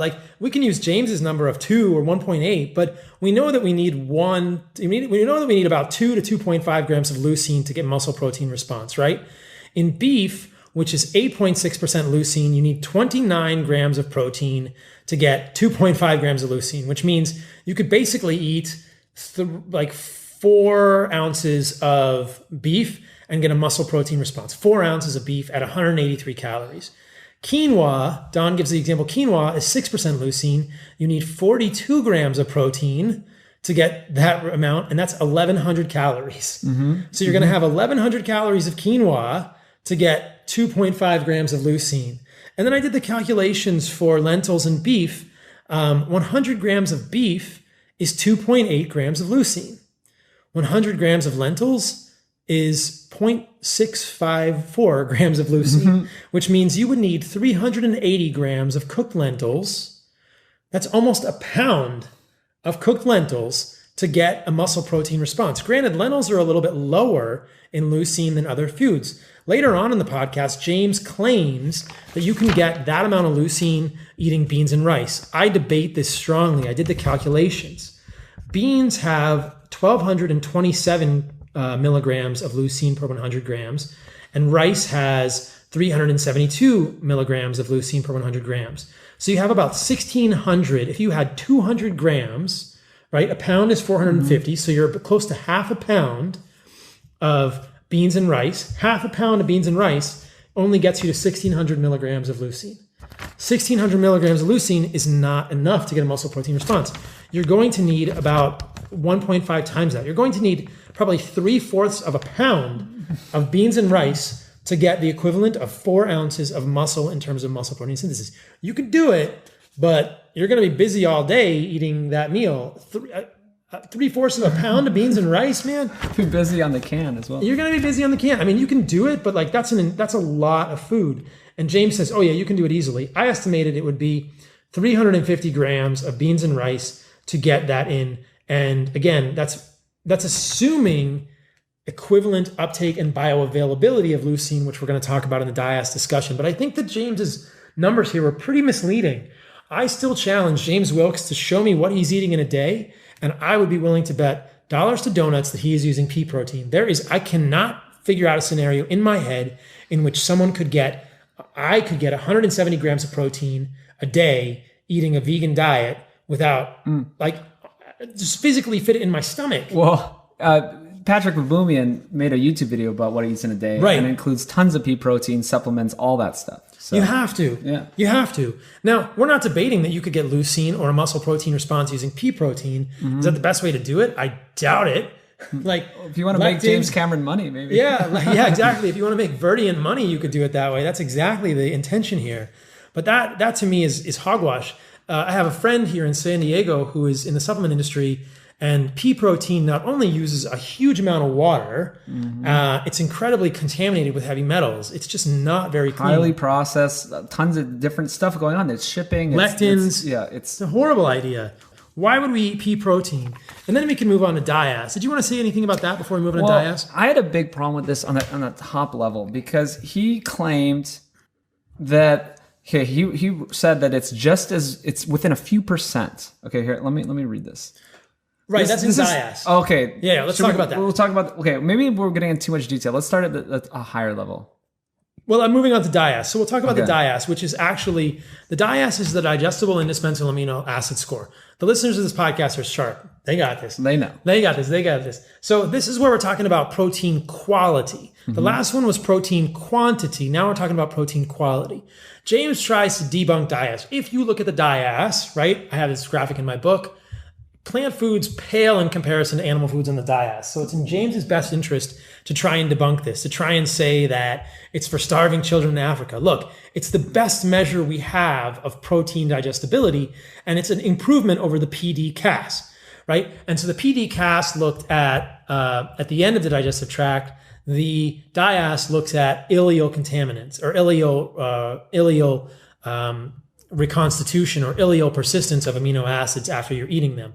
Now, we can compare them and say things like whole milk has a DIAS of 1.14, chicken breast 1.08, eggs 1.13, and cooked rice, right? 0.59, cooked peas 0.59, almonds 0.40. Now, this is great. We should put this in the literature. We'll put this on the video. James tries to claim that when the DIAS is calculated, they're using raw peas and raw rice, which is false. There are multiple studies that are actually done in live humans that are using soy protein isolate, which is processed and heated. It's still not good. And they do whey protein isolate. It's always better. The animal food's always better. And it's cooked. Those are cooked peas. We can reference that study. Yes. These are not raw peas. That is incorrect what James is saying on the podcast. This drives me bonkers, right? This is not true. And if you look at the studies, there are studies in humans that show this, right? And there are studies in animals that show this as well using cooked foods, James, cooked foods. It's not all done with raw food. That's an incorrect association. That graph you're showing is showing cooked foods. So I want to reference 2 studies. Can the digestible indispensable amino acid score methodology decrease protein malnutrition? Within this study, you find that when wheat is cooked and processed into cereal, it has a lower DIAS, right? It gets worse. Wheat's not even good to begin with, but it gets worse. It's horrible, right? So James's assertion that this would be due to the trypsin inhibitors, which are decreased when you cook, are false. That is not true.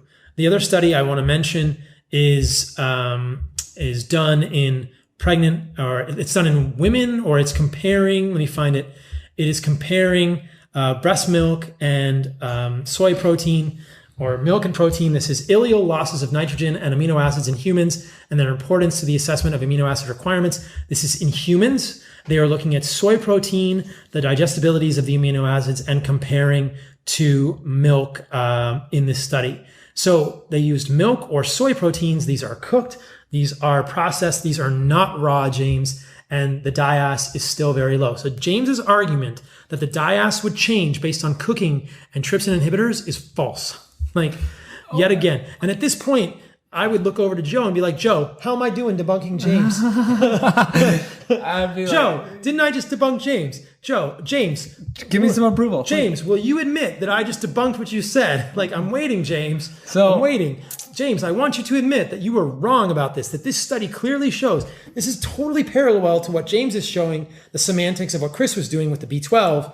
And we're not even, this is even more than semantics. I'm just saying that the DIAS is valid and oftentimes does use cooked foods, and the plant foods are less. So, and it's relevant to our previous discussion because I'm not even sure you can get all of that leucine out of those foods. Absolutely.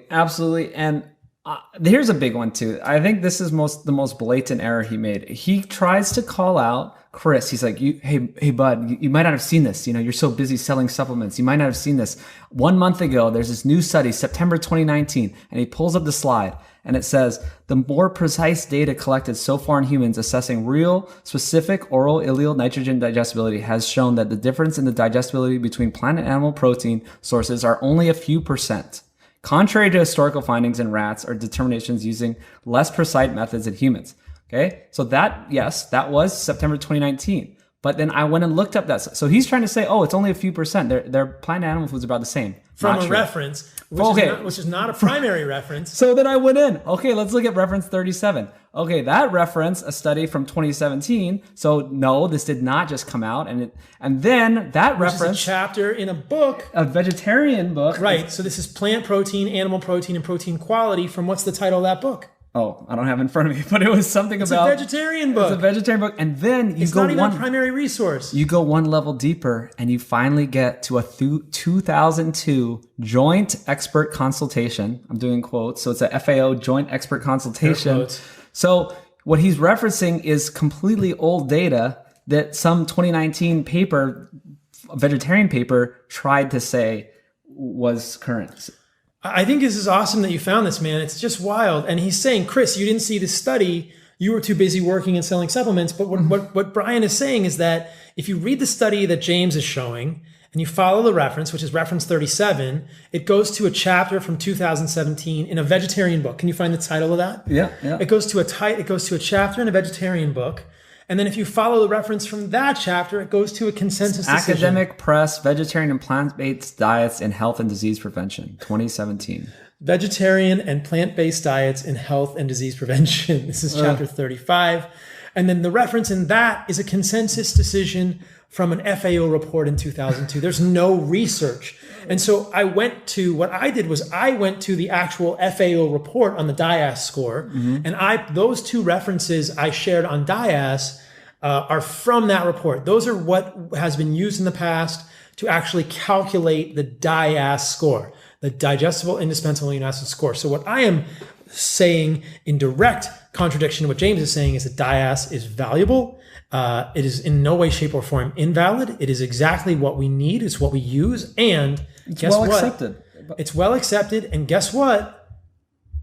Plant proteins do not stack up to animal proteins in any way, shape, or form in the DIAS. And it's not just for starving children in Africa. It's the best measure we have of protein digestibility, and it consistently shows that plant proteins are not as bioavailable. So, James, will you admit that you were wrong about this? I just want to say, at this point, Chris was so defeated, he couldn't think. He wasn't really trying to fight back anymore. It's really hard to be on the spot when you're getting dominated like that. I don't know if he was just defeated or saying, this is kind of silly semantics. Maybe. I really think Chris was poised, but it looked to the viewer as if he was something defeated. like that. But it's just, if he had endless time, I'm trying to back up Chris. If he had endless time and resources and, prep like James did, he could have came back and, had these arguments. It's just unfortunate that at the time he didn't have the wherewithal to say these things that we're saying now, right? So this is the problem, that when I've done my debates with Chris Masterjohn, they're friendly debates, but we share studies before. Mm-hmm. So we know what the other person is bringing to the table. When it's in the dark, it doesn't serve anybody because Chris can only see the slide on the screen. He can't read the study. He probably thought, he's like, 2019, there's a new study about, DIAS that I didn't know about. Yeah. Right. And so this is why we've done this, right? Yeah. So we are kind of supporting Chris and saying, hey, if we go back and fact check James, he's been wrong about B12. He's been wrong about animal meat and inflammation. He's been wrong about DIAS. He's been wrong about protein. So even though on the podcast, he's spouting off that he was right about all these things, he really was wrong, because this is what happens if Chris had all of that information, he could have come back against him. This is why debates cannot function this way. You cannot have a dark debate where you just show up with information that somebody else hasn't seen. So we're going long here. Let's wrap it up. So the last thing, so we talked about all that stuff, right? And then we talked, we did at 3:19, we're going to talk about FMD, and that's what we're going to close on. At 3:19, he says, people are claiming that half of the athletes that I filmed stopped being vegan. And that's not true. Well, you and I both know Tim Sheaf, who I interviewed for my podcast, who's a world champion ultra runner, who was a vegan, was filmed in 2015 for the Game Changers, is no longer vegan, called and asked them to take him out of the study because he was feeling so poorly. So I did an interview with Elise Parker and Tim Sheaf. Maybe I'll release that next week. But Tim was in the Game Changers and taken out. So James may be correct that half of the athletes filmed stop being vegan is an incorrect statement. Or taken out. But at least some of them. Some of them did, yeah. And some of them didn't. No, many of the athletes stopped being vegan. Not all of them pulled out. There wasn't half of them pulled out. But in our Game Changers Debunked film on YouTube, Sean Baker and Chris Kruger kind of go over some of this too. These different Titan athletes that are not vegan anymore. That's what he was referring to, is just some of the people featured in the film are not currently vegan. Yeah. Not that they all backed out of the film. But Tim Sheaf backed out of the film. Yes, at least one person. At least one person. So let's finish by talking about flow-mediated dilatation. They get into this from 3:23 to the end of the podcast. I discussed this at length in the AMA I did with Nathan. And the take home here is that foods of all sorts will decrease postprandial flow-mediated dilatation. The name of this study that we cited there was The Postprandial Effects of Components of the Mediterranean Diet on Endothelial Function. So here's the thing. Flow-mediated dilatation is an extremely poor proxy for cardiovascular disease risk. It's kind of like postprandial inflammation. A lot of foods can increase postprandial inflammation. A lot of foods are going to change flow-mediated dilatation in arteries. This is not a good measure of endothelial function, nor is it a good proxy of cardiovascular disease risk in any way, shape, or form, right? Flow-mediated dilatation is impaired at rest in diabetics. That is an indication of a problem. Flow-mediated dilatation is not impaired at rest in healthy people. But postprandial flow-mediated dilatation is impaired in healthy people, almost independent of what they eat. There are some foods that affect it differently than others. But in this study, these are components of the Mediterranean diet. There's a chart here. Olive oil and bread decreased flow-mediated dilatation from 14.3 to 9.9. Canola oil and bread decreased flow-mediated dilatation. Salmon and crackers decreased flow-mediated dilatation. Olive oil, bread, and vitamins C and E still decrease flow-mediated dilatation. Olive oil, bread, salad, and vinegar decrease flow-mediated dilatation. So these components of a Mediterranean diet decreased flow-mediated dilatation, and we can look at postprandial triglycerides go up in all of those things. Now, this has been done and repeated in many people. Nathan has repeated this. Jamie Seaman has repeated this. many people have done high-fat animal-based experiments and not shown postprandial hypertriglyceridemia. Now, it's normal to get some bump in triglycerides after a meal. Olive oil and bread, the triglycerides go from 78 to 107. That's probably not going to give you cloudy plasma. Probably none of these are going to give you cloudy plasma. What they showed in the film was misleading and not representative of the general public. So the take home with regard to FMD is, number one, it is not an indicator of cardiovascular disease risk in healthy people. It's a very poor proxy. It's been used in studies and it should be discarded from that. And then Chris did a great job here at the end by saying, he listed like 10 studies, including dietary proteins improve endothelial function under fasting conditions, but not in the postprandial state, with no effects on markers of low-grade inflammation.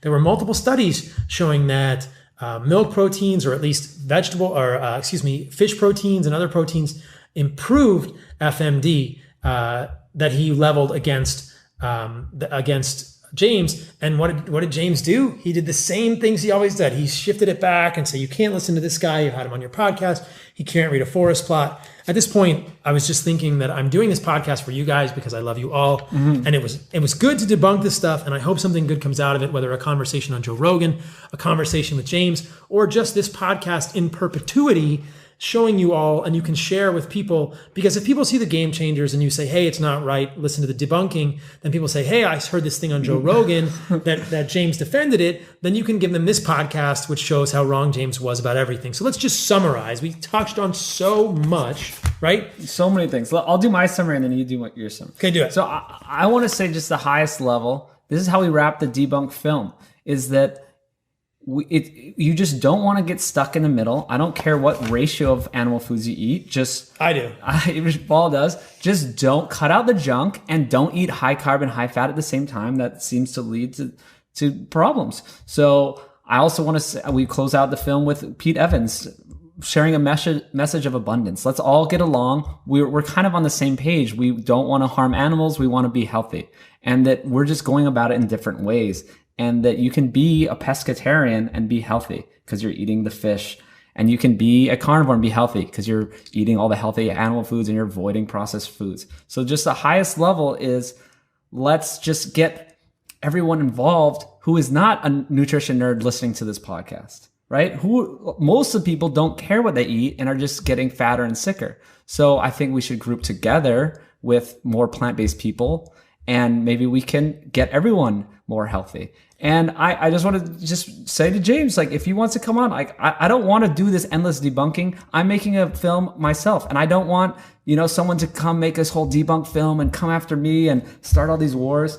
It's just, let's just find a way to be civil about it. And, I don't know, just all get along. Have conversations. I mean, the conversations are what move the dial forward. I wrote this on my Instagram. I definitely called James out, perhaps a little bit too intensely, but I was watching that thing all day yesterday. It was 3 hours and 42 minutes. It took me kind of all day to get through and to dig up all the studies and think about all the stuff. But, I just saw James mistreat Chris and trying to debunk or try to, defame his character and his ability. And I thought that's so unfair. Chris is a brilliant guy and misrepresented so poorly by James, who was really just looking to preserve his ego. So I invited James on this podcast multiple times. Maybe he'll come on after this. I will also debate his scientific advisor, et cetera, et cetera. But let's just talk about the things. I'll just briefly run through the things we talked about. We started with dairy and cancer. We moved on to the anthropology arguments. We talked about lactose intolerance. The anthropology arguments, I think, were very clearly enumerated. We moved on to discussions of heme iron and N-nitroso compounds. We saw that the nitroso compounds formed in meat were not the ones that were harmful to humans, that heme iron is not directly toxic in any model in animals that's not calcium deficient. We saw that iron is beneficial to humans. We saw that athletes can perform just as well on low-carb diets, and that intense exercise is not impaired by ketogenic states as long as glycogen stores are full. We saw that forest plots are a silly thing for anyone to say someone is discredited because they don't know how to read a forest plot. We talked about dietary nitrate sources. We talked about the kangaroo meat study, which is titled, we'll put it in the notes, but I closed it. We'll just put it in the notes. We'll put it in the notes, the kangaroo meat study. We talked about B12, that James's sources actually don't show up. We talked about omnivore deficiency in B12, which I believe is related to plants. We talked about the silly notion that James advances around supplementing with B12. We talked about the non-benefits of plants and the studies that I levied there. We talked about Nutrirex study, the Annals study, the IARC study. We talked about Walter Willis ties. Man, like we talked about the contributions to the Harvard School of Public Health that James wants to rely on. We talked about the fallacy of an appropriately planned vegan diet. We talked about consensus guidelines 30,000 years ago being the holes in the head and leeches. Mm-hmm. We talked about protein amounts and protein quality. We exonerated DIAS. And I leave the question out there for James Wilks. How in the world are you getting 180 grams of protein a day by eating like your ancestral vegans did? It's impossible. Good luck with that. And have fun eating your, 3 or 4 pounds of beans and rice per day, which is what you'd need to get the equivalent of me eating meat.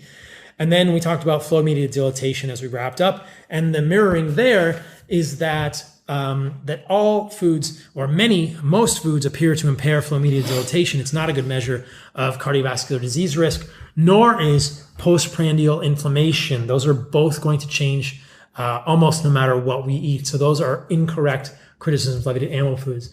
I want to close with one study, and then I'll get your final thoughts, Brian. So the study I mentioned with creatine in vegetarians is the influence of creatine supplementation on the cognitive function of vegetarians and omnivores. That one is striking study.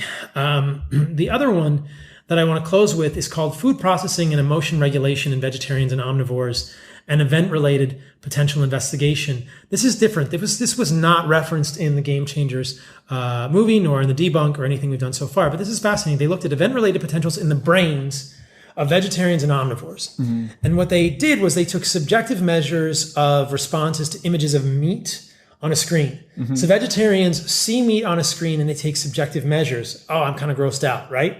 But then they looked in the brain and they looked at event-related potentials during cognitive reappraisal. And they found that vegetarians still had a positive response in the brain to meat. This is a fascinating study. You guys should look it up. It's pretty clear evidence that even in vegetarians who have convinced themselves or who believe, I'm not saying anything about their belief, even in vegetarians who believe that meat is harmful or meat is gross, they still have favorable responses in the brain with event-related potentials in the central parietal right electrodes and 3 emotional regulation conditions in response to meat, suggesting that basically meat is built into us as humans. It is built into us, and our brain knows it's good for us and always responds to it favorably. I want to see James do that study. I want to put an ERP, I want to put an event-related potential on James and see his brain light up when we show him images of meat. Wow, he wishes he could still eat meat. I love that. That's a good way to wrap it up. I guess my last wrap up will be, I actually work with a doctor in a clinic here in LA, and we treat people with high animal food diets, and I see it on a weekly basis that people are getting healthier. Like, so you can talk about all these different things that they showed in the movie and this and that, but I am working daily, and my doctor partner is working daily on this, and we're seeing real results in a clinical setting, and people are getting healthy. People message me every day. People message Paul every day on Instagram, on Twitter. They are getting healthy. They are changing their lives. They're feeling amazing, and they're eating very high animal food diets. And that's what I care about. We could look at a million studies, and like you said, a million studies can show a million things, but I see it every day, and I changed my life eating a lot of animal foods, and yes, cutting out bad processed foods is very simple. And a lot of people message me and talk about how vegan diets were harmful for them. I did a vegan diet many years ago and was much skinnier and had health issues related to that. I do think that in the short term, a plant-based diet can help people because it's calorie restricted, but I think in the long term, people are going to run into problems. And as James says on the podcast, he is a seeker of truth. Well, you and I are seekers of truth as well. And I'm ready to be wrong about this, but I don't think we are. And I think that plant-based diets are hurting people. And it's not to say that all plants are bad for all people. I'm not that black and white about a carnivore diet, but I'm pretty excited about the potential of a carnivore diet being very helpful for a lot of people long-term and completely viable. And that's what we talk about every day. And that's what most of my podcasts are about. So thank you for listening, guys. Brian, where can people find your stuff? Yeah, Food Lies. Just search for me anywhere. Just search Food.lies. Food.lies, Instagram, Facebook. I'm there, and sapien.org. And you find everything on sapien.org. Okay. And so for your podcast, I'm a Human. carnivore. Yeah. Your podcast is Peak Human. And your podcast. I am Carnivore MD. My podcast is Fundamental Health. We're going to cross-post this. And yeah, hopefully you guys enjoyed this one. James, I hope you're listening. Joe Rogan, I hope you're listening. Chris Kresser, I hope you're listening. All of you guys, I hope you're listening to this, and I hope this was helpful. I think that we pretty clearly exposed a lot of the arguments James made. I think that this would not have happened if Chris had had the evidence beforehand. And I think this is a clarion call to all of us who are doing debates that we need to provide the evidence to the people that we're sharing it with so that we can have a level playing field instead of just kind of this switcheroo. And I just urge James, or at least, I don't know, admonish James that a lot of the tactics in this debate were kind of low. And I'm not sure you won, buddy. I don't think you did. And I'm not sure this movie has been exonerated or defended. And I hope this will be helpful for people who are confused about game changers and confused about these points. We talked about a lot of stuff on this podcast. We haven't talked about it in depth. I've never talked about heme iron and N-nitroso compounds in this much depth before. All right, you guys, I appreciate you all. We're out. Oh, what's the most radical thing you've done recently? Oh, wow. Well, actually, I got to talk about the Food Lies film. So the Food Lies film, I know we did this little debunk thing and it was whatever. What my real film is Food Lies, and it will go into all this detail, and it's not a carnivore film. It's a film about how health works in general. And so I really want to... so support Food Lies. Support Food Lies. Just wait for it. We're going to make something special. And what's the most radical thing? Wow, recently, well, I went back home to Hawaii. I like to do backflips off of cliffs. Oh, I saw it. So yeah, I try to get to the highest cliff I can. There's one that's about 45 feet, and I do a very slow backflip off. Where can we see it? It's on my Instagram. I think maybe I'll post it again. Yeah, I think I saw it. It was pretty. I was like, whoa, that's pretty radical. All right, you guys, thanks for listening. We're gonna wrap it up. All right, you guys. Thank you for listening to that episode. Please share it with family and friends. We want to get this one out as much as we can. I address so many of these critiques and show why plant-based diets really do not float. They do not. They are hurting us. They're hurting our families. I, too, am a truth seeker, as James Wilks claims to be, and my why is correcting untruths. And I saw a lot of untruths in this rebuttal, and I felt like Chris Kresser, brilliant guy, he just didn't stand up enough for it during the debate. I think it was a personality conflict, whatever. Chris did a great job in the debunking, and it looked like James walked all over him. I didn't want people to get the wrong impression. I had to stand up for the ideas that we all believe in. So, James, if you're listening to this, man, let's come on my podcast, debate, dude. I don't want to do this without you, but you didn't respond. Joe, let's do it, man. I want to go on your podcast. I want to share these ideas. There's more conversation here about anti-nutrients in plants that are harming people. Chris Kresser's coming on my podcast in January. We're going to talk about the non-need of fiber in humans for a healthy microbiome. We're making an effort. We're making a dent here, you guys. I think people are getting healthy. We're doing good things. We're just trying to find the truth. I'm open to the fact that I'm wrong. In fact, I hope I'm wrong, because then we'll know what's right. But this is what I believe. This is what I have discovered after all of my research, and I'm so grateful to be able to share it. So check out my stuff, carnivoremd.com. Please consider pre-ordering the book, thecarnivorecodebook.com. You can check out the insider at my website. Please leave the podcast a review on iTunes or any medium that you use. Let's spread it. It's going so well, but the reviews help it gain more traction. Love and appreciate you all. Stay radical. I will see you hopefully at White Oak Cello or next week. Bye.